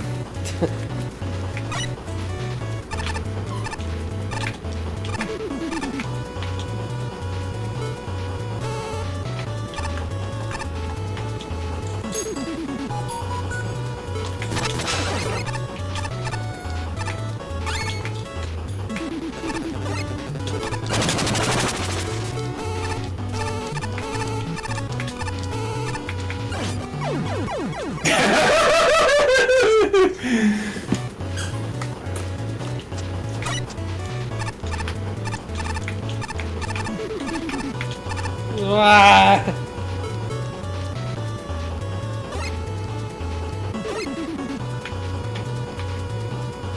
Okay, sure. Just that was Rush Bike, I think.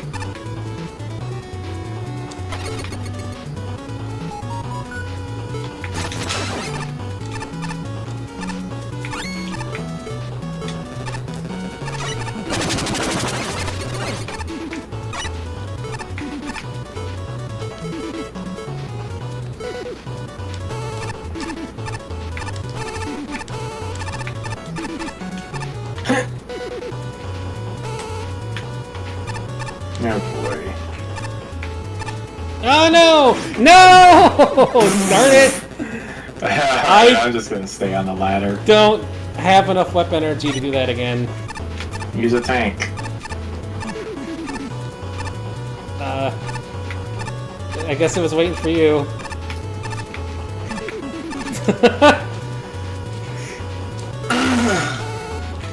Yeah, I guess I'm gonna have to use a tank, because that's not enough energy. Huff. What's up, Coots?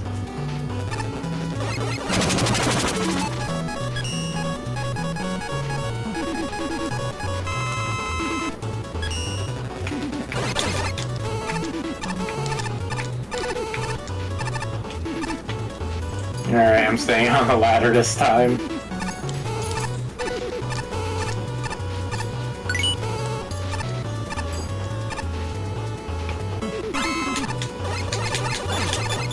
Well, there's some weapon energy, I guess. We have so many bolts.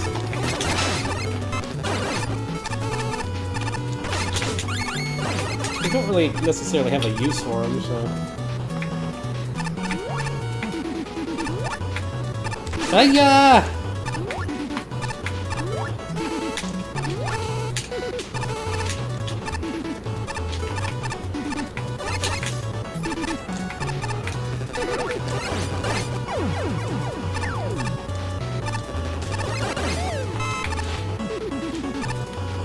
Checkpoint!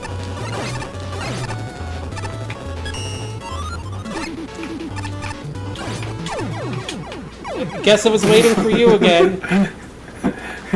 That is... Guess we're just gonna have to ignore that, I guess. Uh-oh.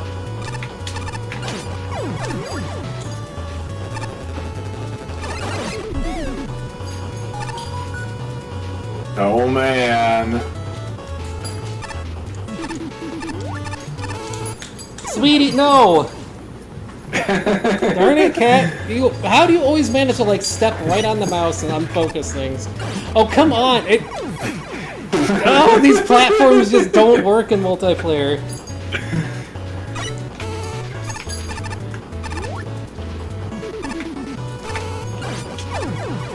don't know who they're going to work for or who they're not going to work for.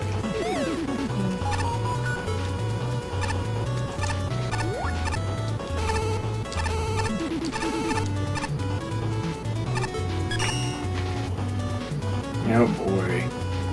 It's winning. Oh, it's a spike fall. They can at least see on the way up.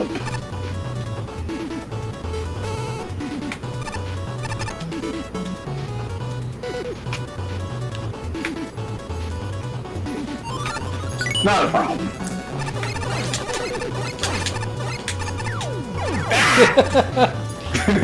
Except those whoa! From behind. Oh no!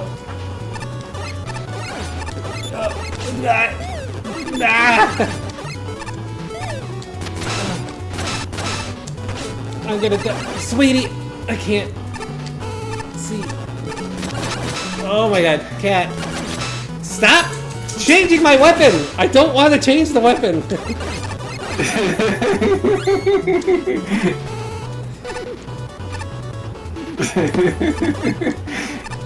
Cat percent.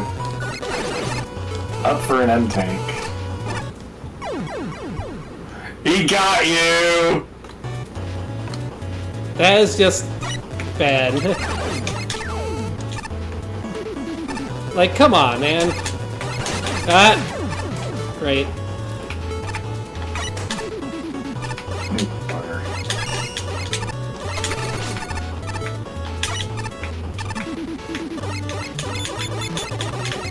Bye.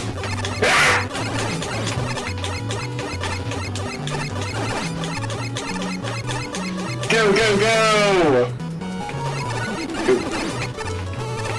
I'm almost dead again. Jeez.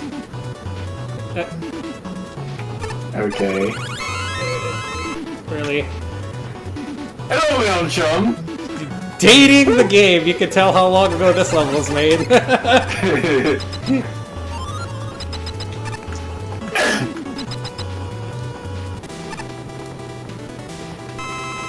Weak to ice, huh?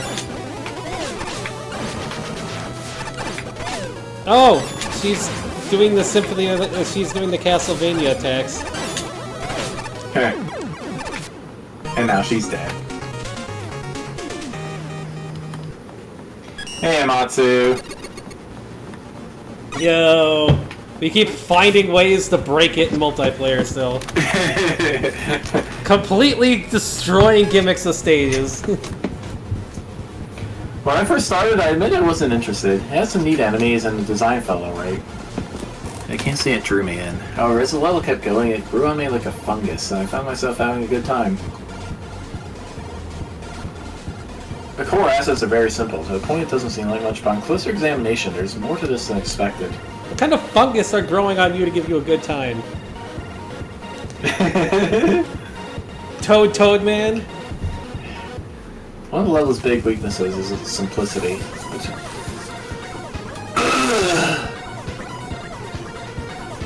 Between the standard issue enemies and largely seamless gimmicks, the level seems boring. However, the individual assets are more impressive than expected. Flower Joe is less frustrating and more interesting than regular Joes, not just because he can stand out of your range while still being a threat. Use of jumpy nets of regular ones opens a lot of extra scenarios, with their enemy combos being a highlight. And while the platform gimmicks and the boutons might not feel like much, I found their final challenges worked pretty well. The likely reason for the initial boredom factor is that the level's a slow burn. But since Flower Joes do well at mixing things up early, but the rest of the assets start off very basic. Not poorly designed, but they don't provide an interesting hook, not until the level gets spiky. Normally this wouldn't work to a level's advantage, but the platforming is just easy enough to make the punishment fair, especially with the checkpoints. I also found I really liked the spike drop token. Seeing it in advance was a neat twist. There's a particular good point. Jet Bouton's final appearance had the perfect twist to make the endgame uniquely challenging, without diving headfirst into games we'd never seen before. I'm most disappointed that was the only one room, since it made everything so much more fun for me. At the same time, I'm glad it didn't overstay its welcome. Constant bug attacks would easily annoy someone less patient. Finally, we have bosses. Spinning Flower took some getting used to, mostly because of the spikes, but he's a decent preview for some of the boss. As for All-On Woman herself, she was unique. I didn't expect a completely immobile boss, let alone one that didn't use a shield, but she compensates with high range and speed, making the fight more frantic than expected. That said, I wish the RNG was balanced better. I don't think I saw a spread shot until the second or third time I battled her, which is a bit iffy since that's her most interesting attack. Overall, this was a nice level. The beginning portion was a bit on the boring side, but by the end things had picked up nicely. Solid job, if you ask me. You kind of pulled an unintentional Kung Pao there. Okay.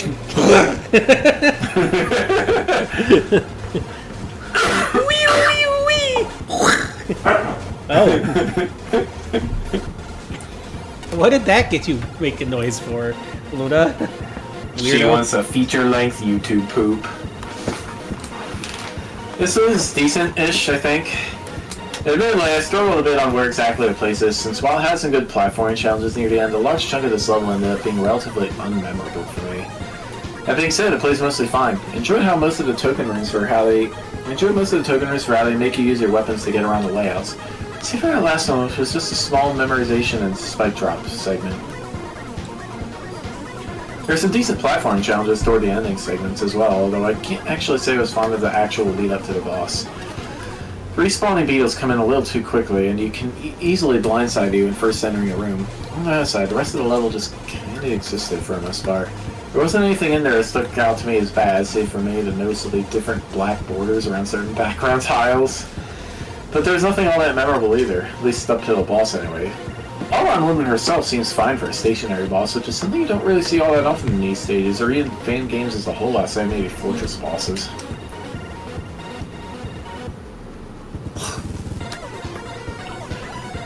I think the general idea behind her could definitely work out if she had a little more variety in her attacks, as she only has 3 relatively basic ones.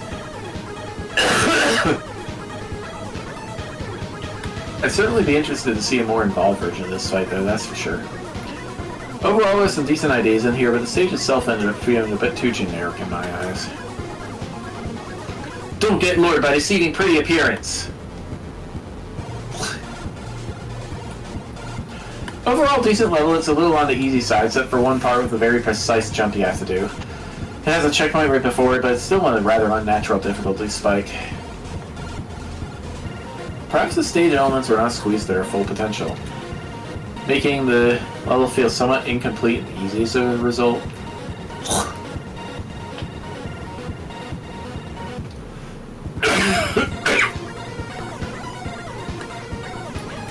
Even the final section felt very tame despite the respawning beetle charters, while it was supposed to serve as the final challenge of the stage. Some oddities I've noticed. There's a part where you can exit right on a screen with spikes on the floor. Said part also has a 2-way transition, which can put the player back to spikes on the previous screen. And another part of the level where there's an opening to the left of the screen, but there isn't a room there. There are 2 shades of black with the background tiles that make them stick out. The tokens are all easy to find, as the paths to them are easily identifiable through mostly being only accessible with weapons.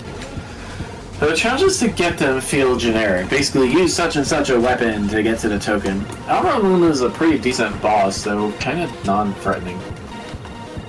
Her attacks do too little damage.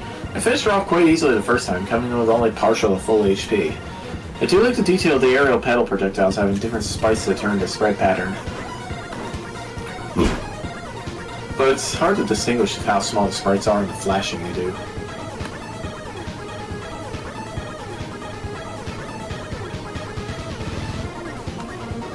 The vines spurting from the ground are a little thin to make them stand out enough from the closely colored grassy background. This is exactly the kind of level I expect from this contest. One that's willing to try new things yet rooted in the classic Mega Man formula. One with forgivable flaws that are straightforward enough to correct.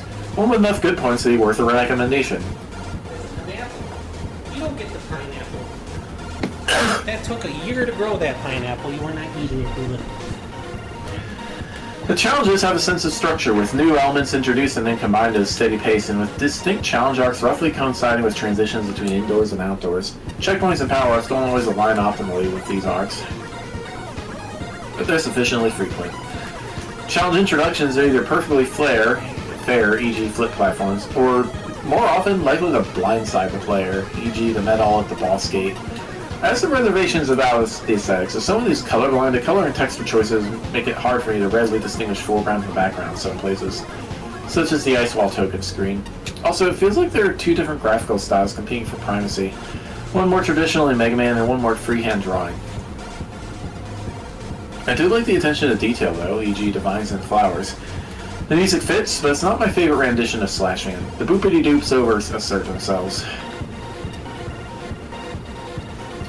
The token challenges are easily the best part of the level. I appreciate the thoughtful appreciation of special weapon. I appreciate the thoughtful application of special weapons, as well as being able to see a spike drop in advance. Other challenges range from exciting, avoiding the respawning jet bouton, to messy, great mini-boss but too aggressive too quickly, to underwhelming, a screen that's randomly just ladders. Technically, the level is mostly solid. There's soft lock potential left at the flip platform checkpoint since you can spikes you can backtrack into, and a glaring exploit in the fight with all-around women. Try standing behind her. Overall, good effort and fun to play. Simple, fun, straightforward level. Occasionally it's nice to just go through a basic Mega Man romp, and this is what the vast majority of stages consist of in the official games, after all. Whoa. What few mechanics that are... What? Looks Luna being the roof. Una puppy. What few mechanics that are there felt explored well enough. The combination of the flip platforms of Mega Man 6 and Concrete Man's arrow platforms suit each other?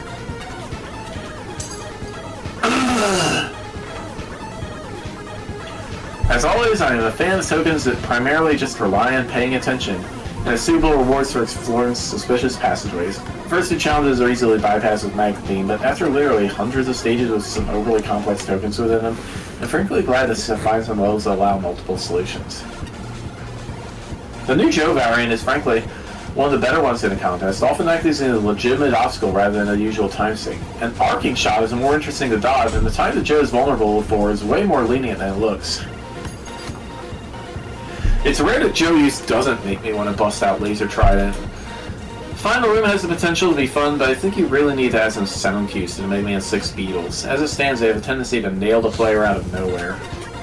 A good props for the attempted Outrun Ruin. While she's pretty easy, I'm amazed that you managed to make a stationary robot master not completely uninteresting, and she's a suitable cap to the level. The level is tiled well, but also looks rather unpolished at the same time. This is the first time in the contest that a tile set using off blacks is so noticeable to be distracting. Unfortunately, there's few issues holding it back. Some of the vertical rings practically beg for utility use, as they are rather tedious to cross without them. In contrast to the Joes, the mats feel like afterthoughts. Sort of despawning themselves as they would jump off screen. The odd mini-boss feels rather half-baked. Not bad, but just missing something. All said and done, the level overall feels like one of the middle-in Capcom stages, which still puts it ahead of many levels of the contest. Not a bad time. If it was more polished and experienced Titan, it could have elevated the stage further.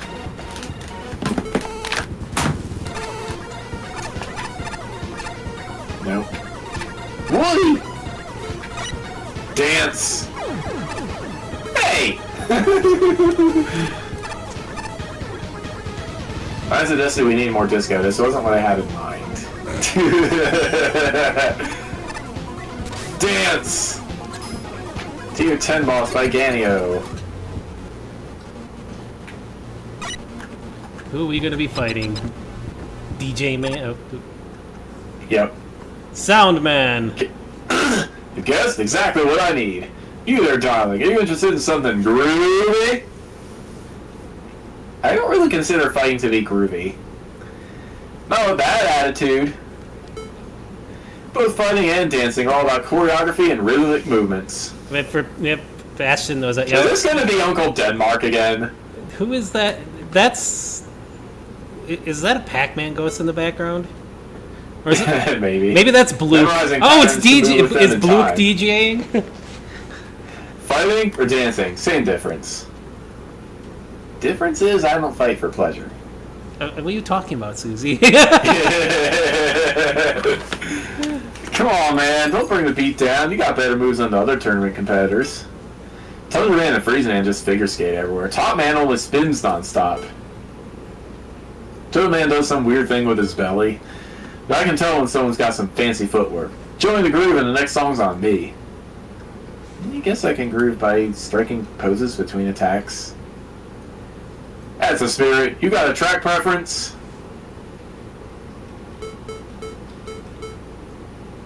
What do we want? I'm kind of curious about first MIDI. Good taste. Now let's get the party started. No, it's a jukebox.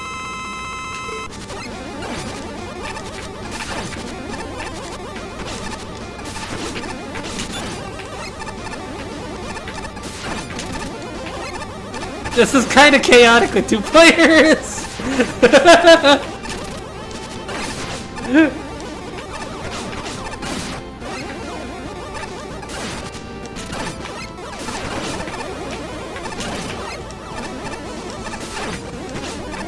Woo! What?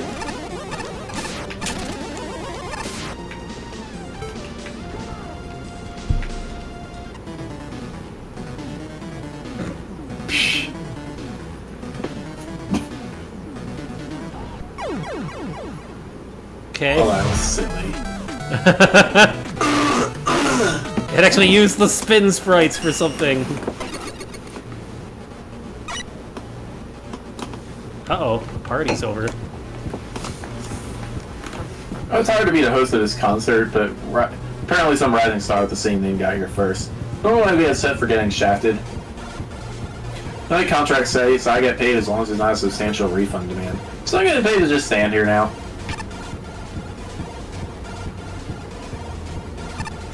Hi, Proto Man. Sorry, I don't particularly feel like dancing. Thought I saw someone pretending to be my old alias. No, perhaps I'll list on a simulation with cheats. There's a place where you can buy those.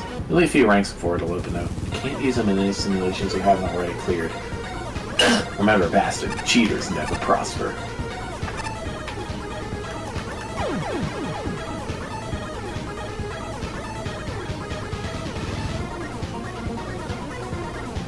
Look. Bye. Do we have anything else in here? Nope, we got it all. Nope. Oh, you want to go check the lobby again here? Coffee Kitty! I'll assume everyone's rooting for you. Some of us want you to fail. Some of us quietly wish you were doomed. Not me though. I think you're amazing. Did I get an autograph?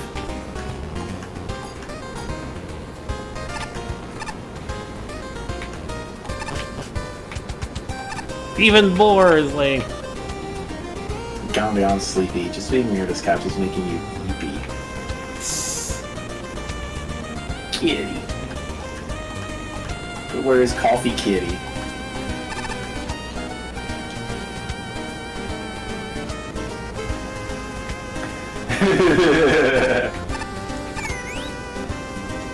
Get trapped in air of it again? Oh yeah.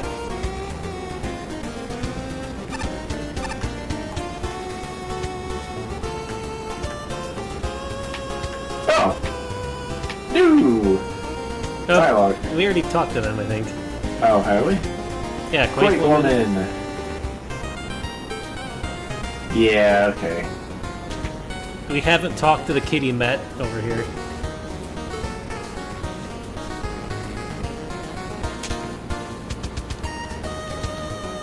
Krungo. Oh my gosh, is that you, Bastion? I never thought I'd get the chance to thank you in person for like a dozen years. After that whole incident, we made headlines everywhere. We got interviews, we wrote books, we made a concept album about it. You know what they say, Bastion? Girls these days don't cry about their trauma, they monetize it. Though, to be honest, sometimes I worry. As soon as everyone forgets about the SSL Roy incident, will we be forgotten too? Just a flash in the pan? Come on now, look across the table. That's someone your music personally touched, regardless of your fame. I'm sure there's more like her all over the place. Jeez, boy, I just can't match your sincerity. The music industry would eat you right up. That's why you're so cool, I guess. I can't be acting a Celine in front of you, or my girlfriend might just swoon over you instead. Bastion does not intentionally cause that. You're Bastin, right? From the cruise ship incident? Oh my gosh, thank you so much for saving us all back then. That was a real mess. Part of me thought I was gonna die. I mean, my trope awareness knew what was up. I was gonna be a tragic side character. But it all turned out okay, man. And I even got a chance to talk and grow close to my... Oh gosh, I still can't say it. If it's still in the studio arena, I mean, Nani dating my favorite idol?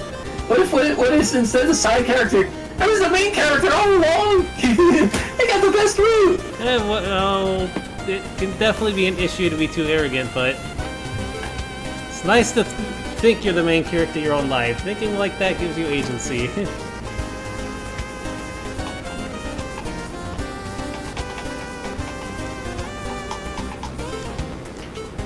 I don't think she's listening. She seems to be daydreaming. Oh no. Hyper There's Tiger. Coffee Kitty. 76. Look at him go. Needs a longer tail.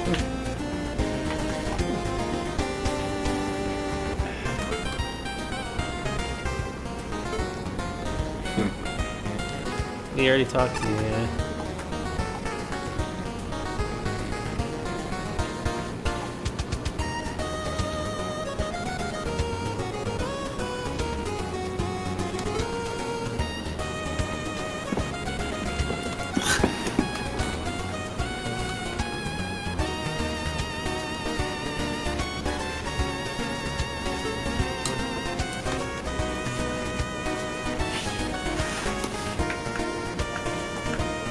Okay.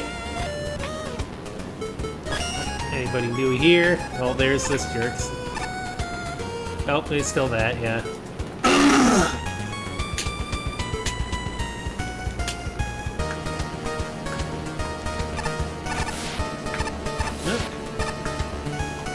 Nothing new. There's more costumes to buy, I guess. I guess. Let's get some costumes. Yay! Me IRL.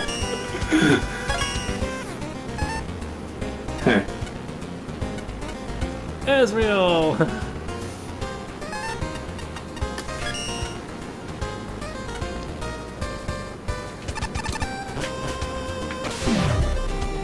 Glassman border.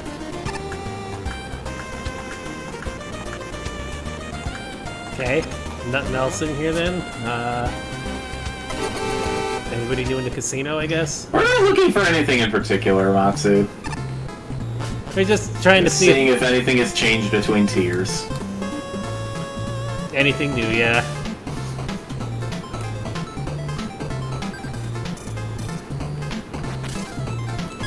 We got 47. What do we want to do? Alright, so we buy a bunch of stuff.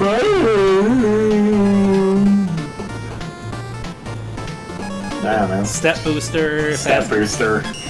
Step booster and trickle charge. Sure. Revenge burst might be good too, but.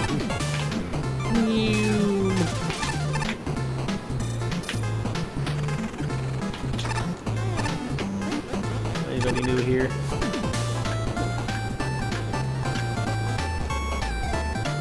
Bottle breaker is open.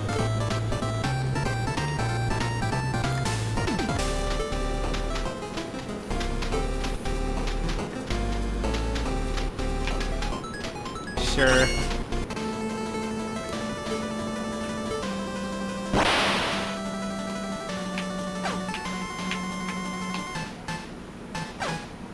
Oh. That's how it works.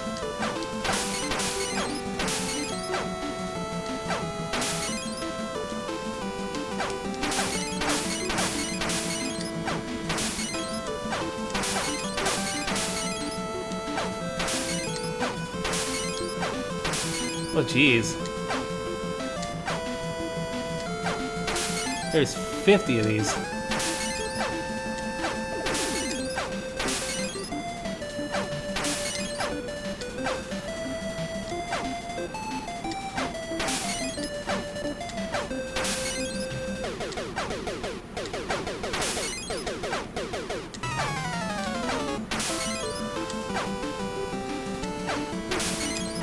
These ones are harder to hit.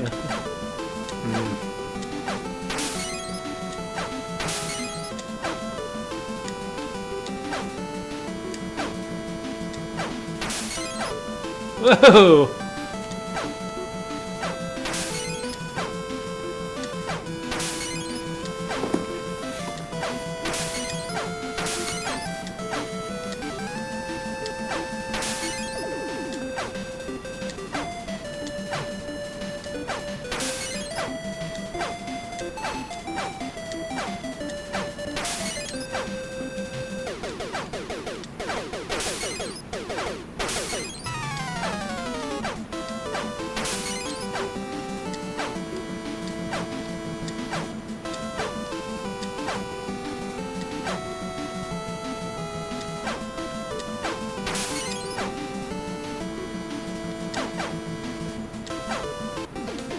Jeez, that is really hard to hit those ones.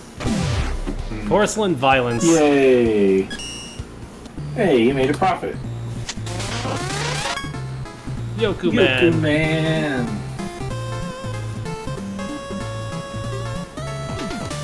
From Mega Man Unlimited.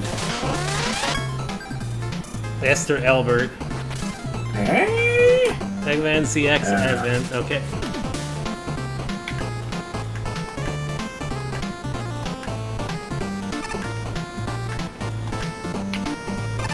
Anybody new over here? These are just games, it looks like.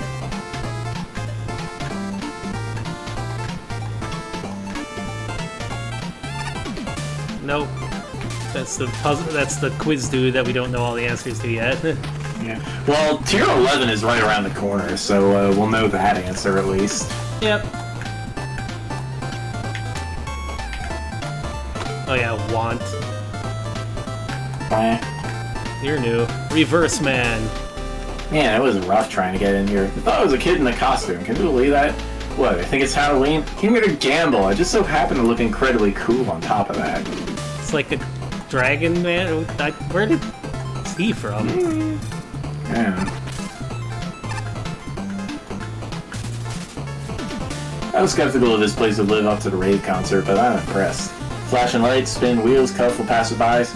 Now this is a place I can vibe with. Think the manager would allow me to do a set here? I think if you tried, you could probably get thrown out. Either that, or it'd be totally drowned out by all the electronic noises. Yeah, maybe you're right. I should have somewhere a little quieter, like a library or something. Sure, they love a little bit of livening up. I don't think that's a good idea. Tier 11! A library!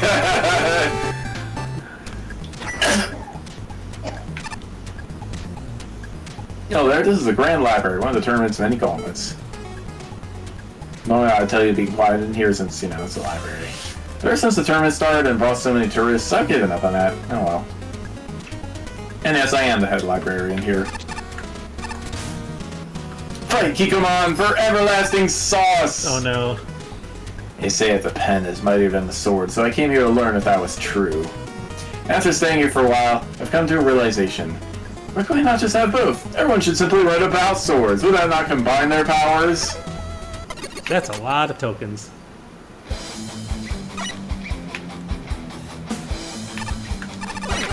Wait.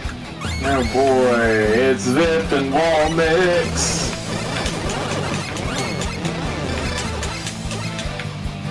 This is based on something that I do not know. It's 2chan. Uh-oh! Hopefully that's not DMCA music!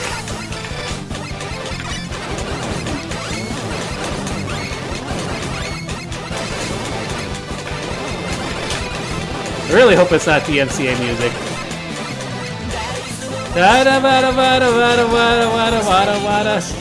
Uh-oh. Uh-oh. Retry.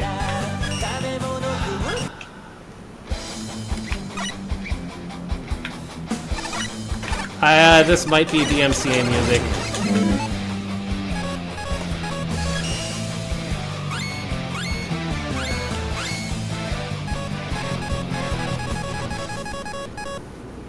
So I'll have to turn that back on later.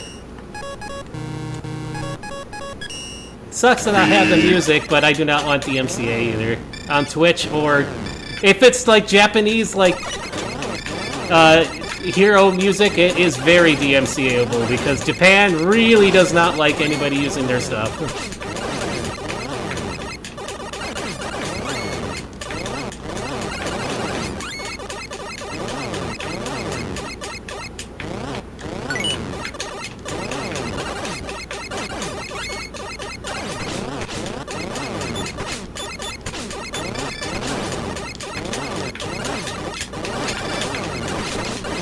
Ah, this is so hard to avoid all this. What? I immediately hate this level now. We have to redo the whole level. That is just awful. That is just bad. Don't do that.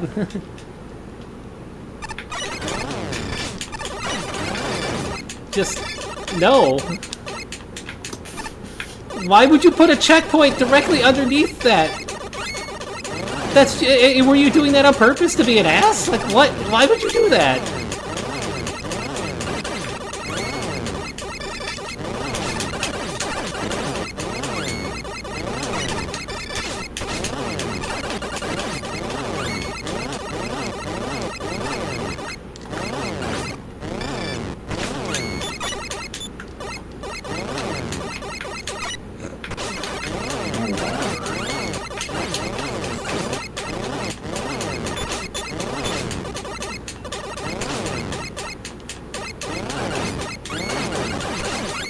Oh, and there's...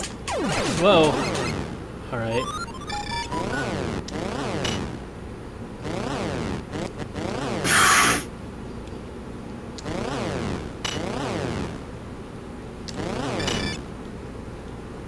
Doraemon?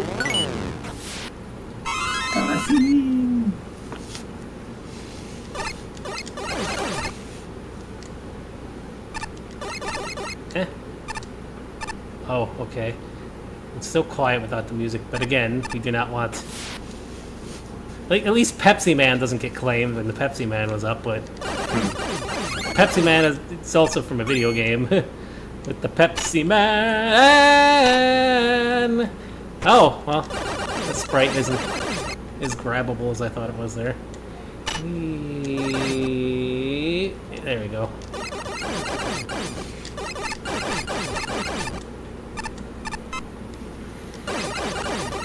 Ow.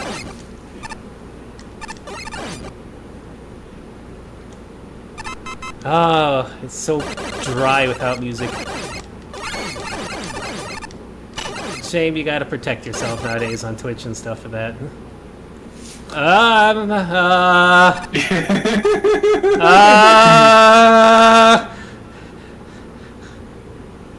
This doesn't... Okay. That sure was... That sure was something. Okay, darn it, we need some music here, some...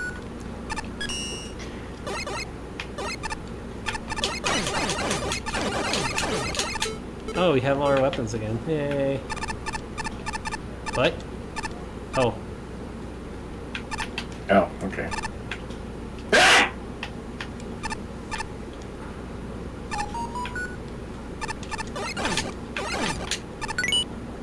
Oh, okay. Ow, ow. I guess we go this way? Puzzles, kind of. Stop that.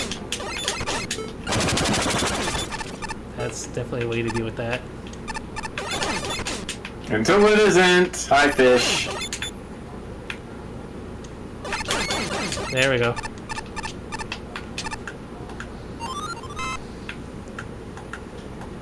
I think we missed the token. We have to redo the entire level. I do not like this. I don't like it when levels Can we do go down? this. No, we can't go down. It was back. See, it's back behind us here. See, we have to redo the entire level. That is bad. Don't do that.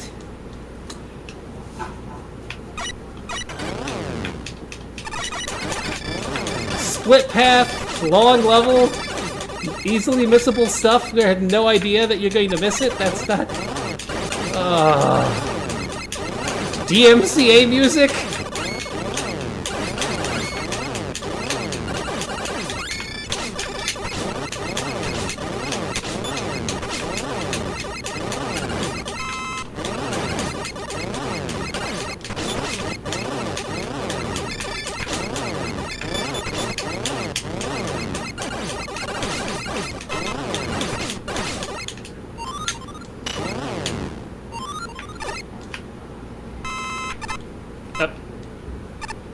Oh, yeah.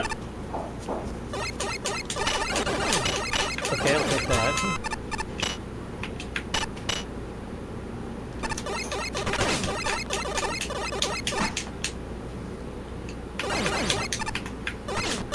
It's waiting for you, I guess. It's such a weird glitch. Ah, boy.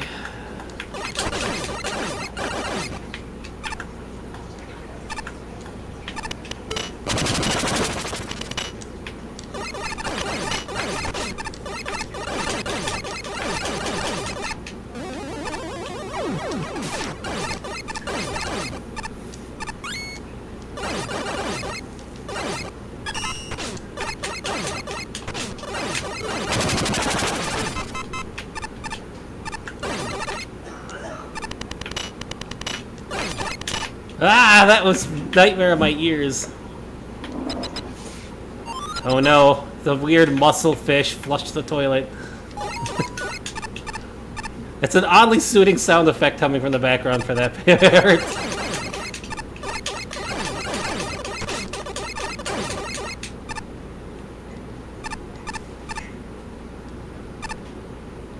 Other way. Yep, that's right.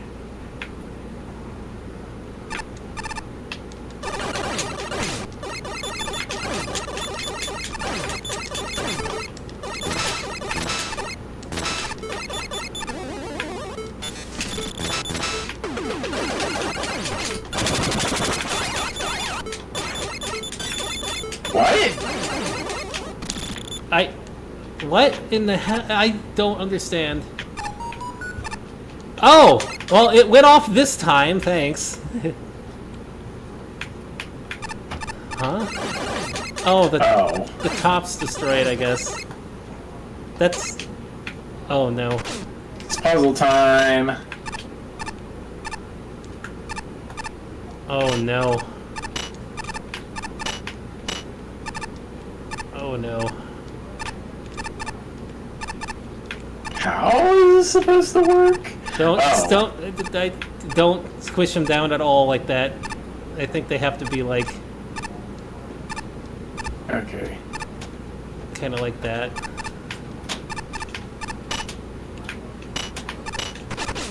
Oop.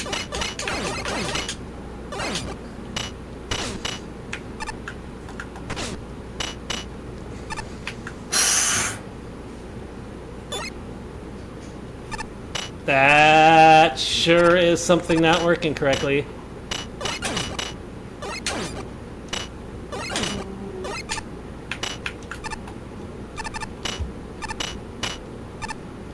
That sure is something not working right.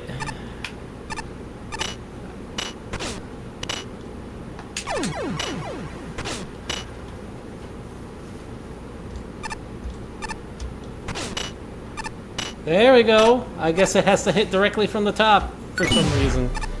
Token Tracer! What? I don't know. This is not... This level's functionality is like... wonky. I see a token up top.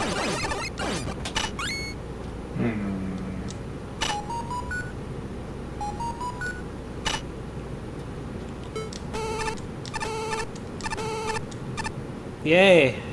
Trolling, I guess. Or Doraemon. I have no idea who that is.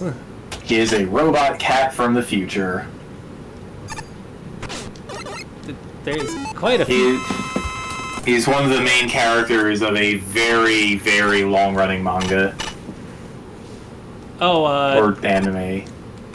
One of the two. Probably both. I know there's the alien robot cat one that grants wishes. Is it Doraemon or whatever? Yeah. Yeah. Oh, I probably needed that. Oh, whatever.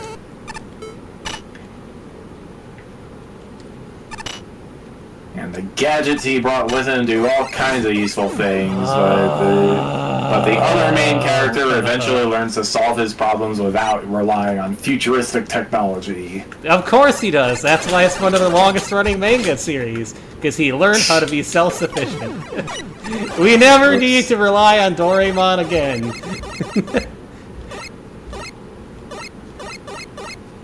It's like Detective Conan being like, what was he, 10 or something for like, or younger than that even, I think?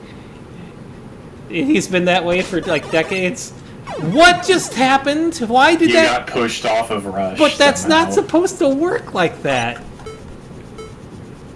Now I can't get through that section. Hey! I'm honestly, I mean, I'm guessing this scored this high because of like the creativity with some of like the map and all that, but this is a very long level. Hey, I can protect from behind. I mean, I'm guessing these... Abandoned ship! Oh, jeez.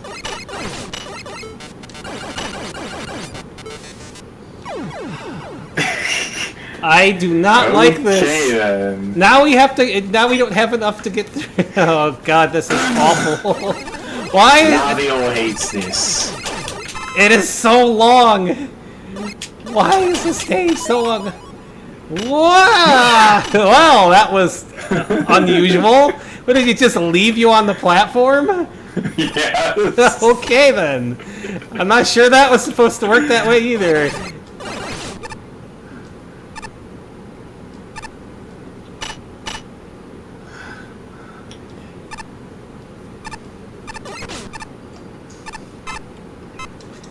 Thank you, Energy Get Lag, for killing me.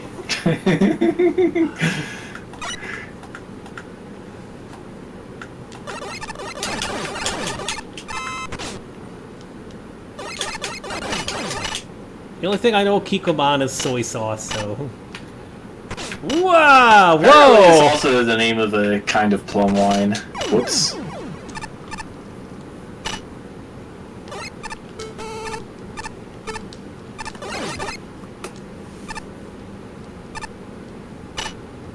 It's so quiet without the music, but...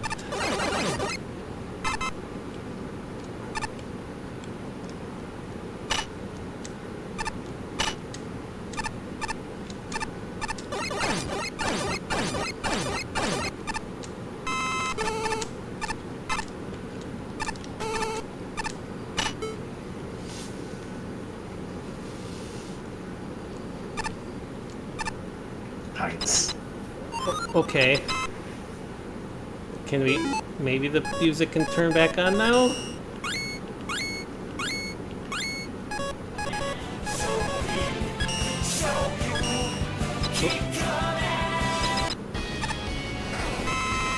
What?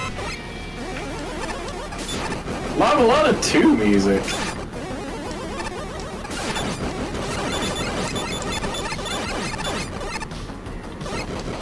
What the heck even is this?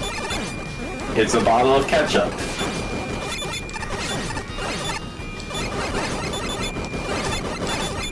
Looks like you're just supposed to kill the little guys.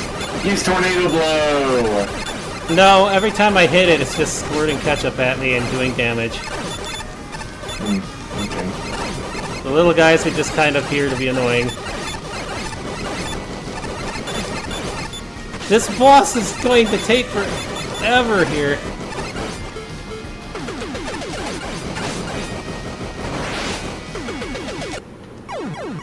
Wow, the weakness does 1 damage too. This is awful. Ugh.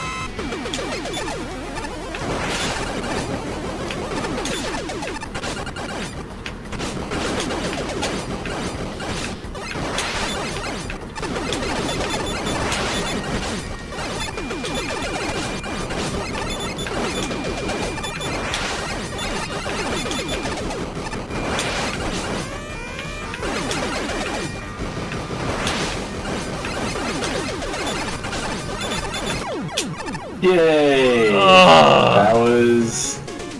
Something. That was a... Amonsu says he thinks the music might be fine. It's hard to take a chance Crystal right now. Man!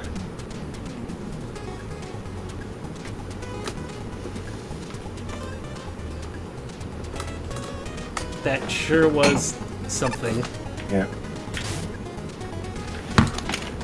I have no idea what any of that's the. Why?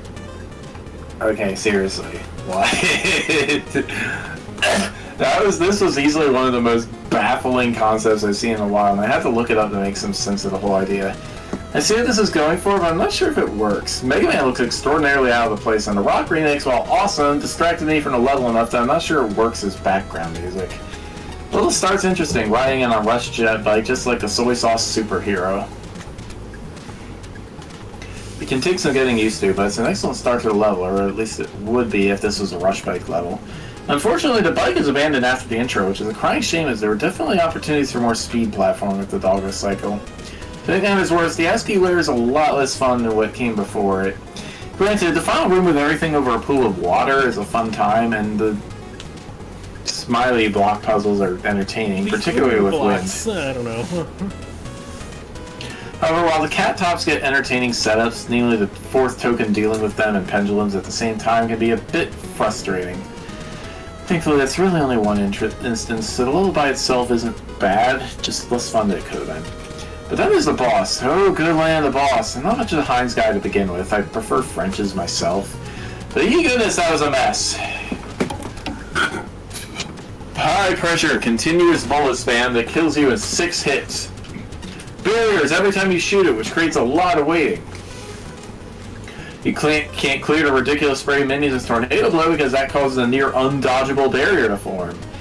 The inconsistent guarding behavior makes it really unclear if any weapons are effective. And the boss takes barely any damage, especially considering its vulnerability time. Approximately half of my personal recording is spent on this travesty. And I pretty much just brute force the thing. If there's a trick to this, I'd love to know, otherwise the Heinz Bottle is such a terrible boss that I genuinely would have preferred an energy element anticlimax. It's a shame, this started out kind of fun, but once we dropped Rush Bike, it turned into a completely different level, and the boss just... It was such a catastrophe of a fight that I genuinely dread playing this level again. I need bio. That's fine. That sure was a level. Yeah. I don't even know. I'm gonna have to look up what the heck this...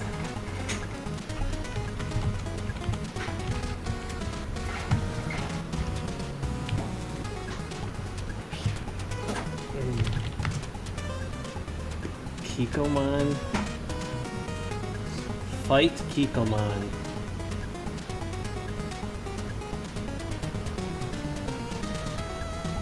Oh! What?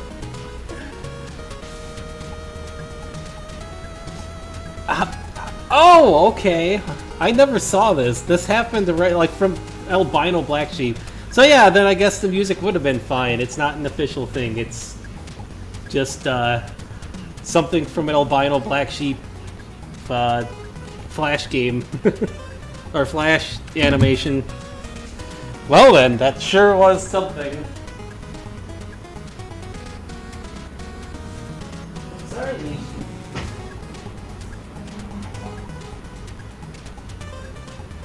I didn't mean to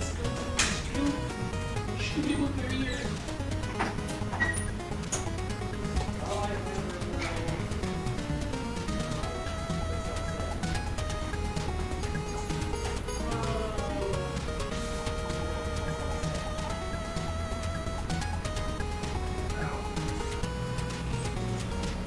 I don't want to make this.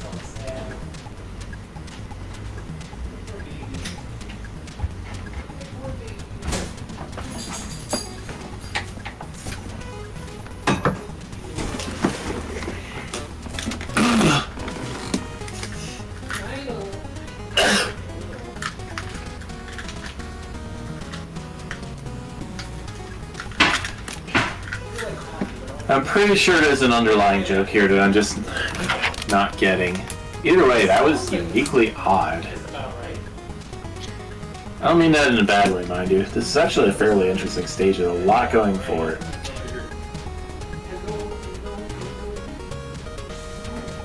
The most standout thing here is easily aesthetics. It's actually pretty charming with everything being made out of ASCII characters. Renditions of classic Mega Man enemies in this style is also pretty amusing, even if some of them feel a little underutilized. The Mono Ritter in particular doesn't seem to show up much here. For as fun as the ASCII art is to look at though, it doesn't forgive how lacking most of the background is. The few screens that have background details actually look pretty nice, and I wish they had a greater presence of the flat, slightly off shade of white that makes up most of the background drop here.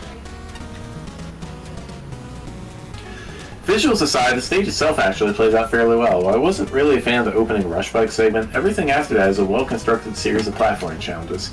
My favorite aspect of all this is how enemies complement the room layouts and gimmicks, especially the fan fiends and the Komasaburos.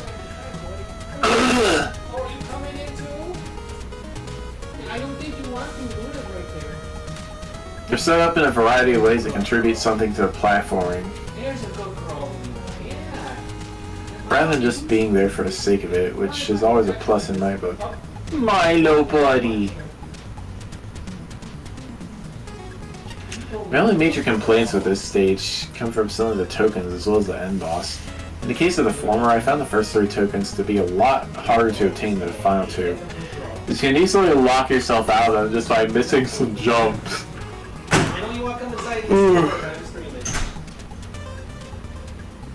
Or by raising a platform too high in the case of the third one. He would have been in here already. I haven't rescued Luna. But Luna needed rescuing. As for the boss, this fight is pure chaos. He spits out far too many projectiles, deals massive amounts of damage, and only takes 1 point of health from most weapons. Certain ones don't even hurt him, but still trigger his counter shots, such as Tornado Blow, which ends up flooding the screen even more. It's a bit of a sour note to end an otherwise decently good stage on.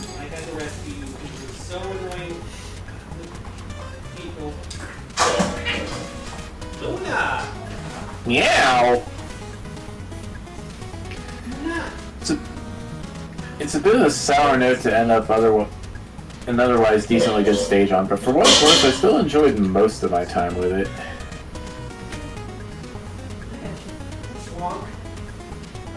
And as a final side note, the song used in this level is unbelievably catchy, and I'm probably going to be humming it for the rest of my days. Thank you, Kikomon, for this everlasting earworm of a theme song. Soup Alphabet's Unleashed, craziness ensured. I don't get the reference here at all. I guess it's cute. The aesthetics remind me of the Showbone action game. Probably not a good thing since that game was notorious for cheap deaths. Though it's probably just a coincidence since this and that are both based on Japanese emoticon art. Pretty frustrating first part of the level that you have to replay the whole part for if you fail to retrieve the token because you don't have rush at that point. It's not so bad to do it slowly, but not when you need to retry and do the jump again and again. Kinda odd checkpoint placement on the first screen of the swing platform. Puts you at the bottom of the swing so you instantly get tossed into the bottom screen checkpoint without a way back. This basically never really comes into play because the top section has nothing dangerous that can kill you, but still weird. I kinda like the platform you have to step on to raise the other one. And the color implementation for sure, especially that one token room. The last portion of the stage can get pretty frustrating with all the fan fiends and respawning airborne enemies happily knocking you into the instant death pit as you try to do the jumps. Also the boss, cool off with the enemy spam please. So you're meant to fire pretty much always because how many hothead likes are spammed, but you're also punished if you hit the boss itself that spawns these waves at you. Also don't ever use Tornado Blow in this battle. It also seems like my shots don't do damage sometimes, but they still spawn the invulnerable wave all the same. It's almost like the way to flex a shot before it can register the boss taking damage. I love when irrepressible charm is backed up by good game design. From the cat car to the statue to the cleverly simple stand-in for the Wily logo at the boss gate, there's no shortage of delightful surprises, and the stylishness and clarity of the art more than make up for its simplicity. Moreover, the level features good introductions, appropriate checkpoints, and other buzzwords that keep showing up in our reviews. Going into this, I was unfamiliar with the main song and its source material. kind of gotten some culture, I think I'd like to see even more of the video represented at the level. As much as I love puzzles, a mini-boss shooting lasers from his chest and riding on a fish blimp would be better fit the easy breezy feeling established by this is how you do a rush bike section.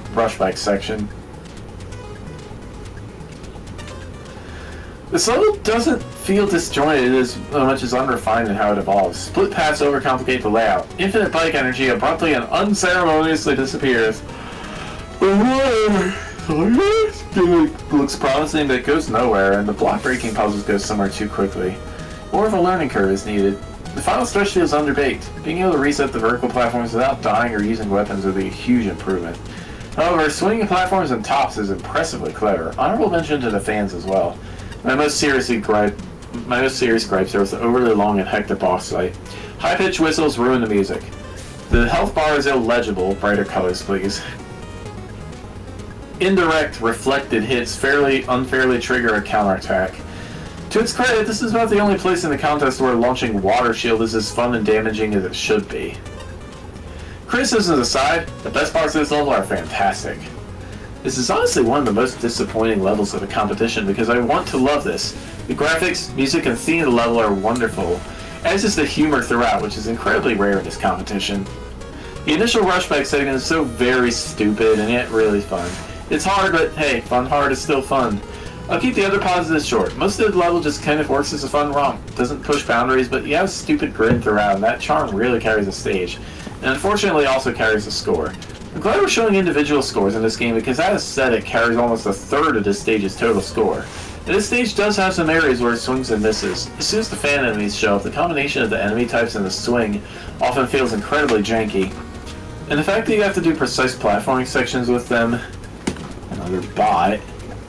A bot? Oh no.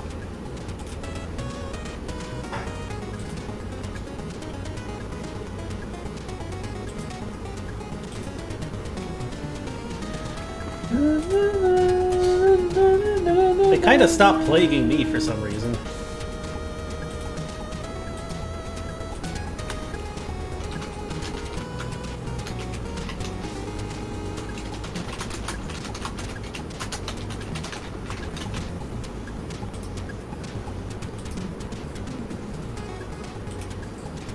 Anyway, as soon as the fan enemies show up, the combination of the enemy types and the swing often feels incredibly janky, and the fact that you have to do precise platforming sections with them around can easily get frustrating in a few rooms, so it's hard to control your character. Dishonorable mention to the long vertical climbing room, unfortunately one of the first places you encounter this combination. And Mega Man's respawning rules make any sort of misplay in this room highly punishing. Most of the time it's not too bad, but here, oof. The diamond token puzzle was a really cool idea, but in practice I'm not sure how to get it to work properly. I nailed it quickly on the first attempt, but further runs are not so lucky.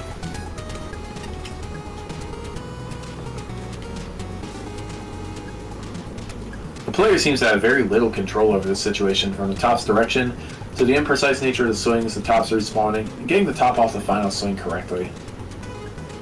This room would have worked much better without the swings. The biggest problem with the stage, the ending. That boss was awful. When a player's reaction is, oh, screw you, after their 10th death, something has gone wrong somewhere. In this case, a lot of things. The boss does an absurd amount of damage. The main attack is completely random and spawns an overwhelming number of minions. It has really high defense. Its charge shots and weapons do bugger all damage.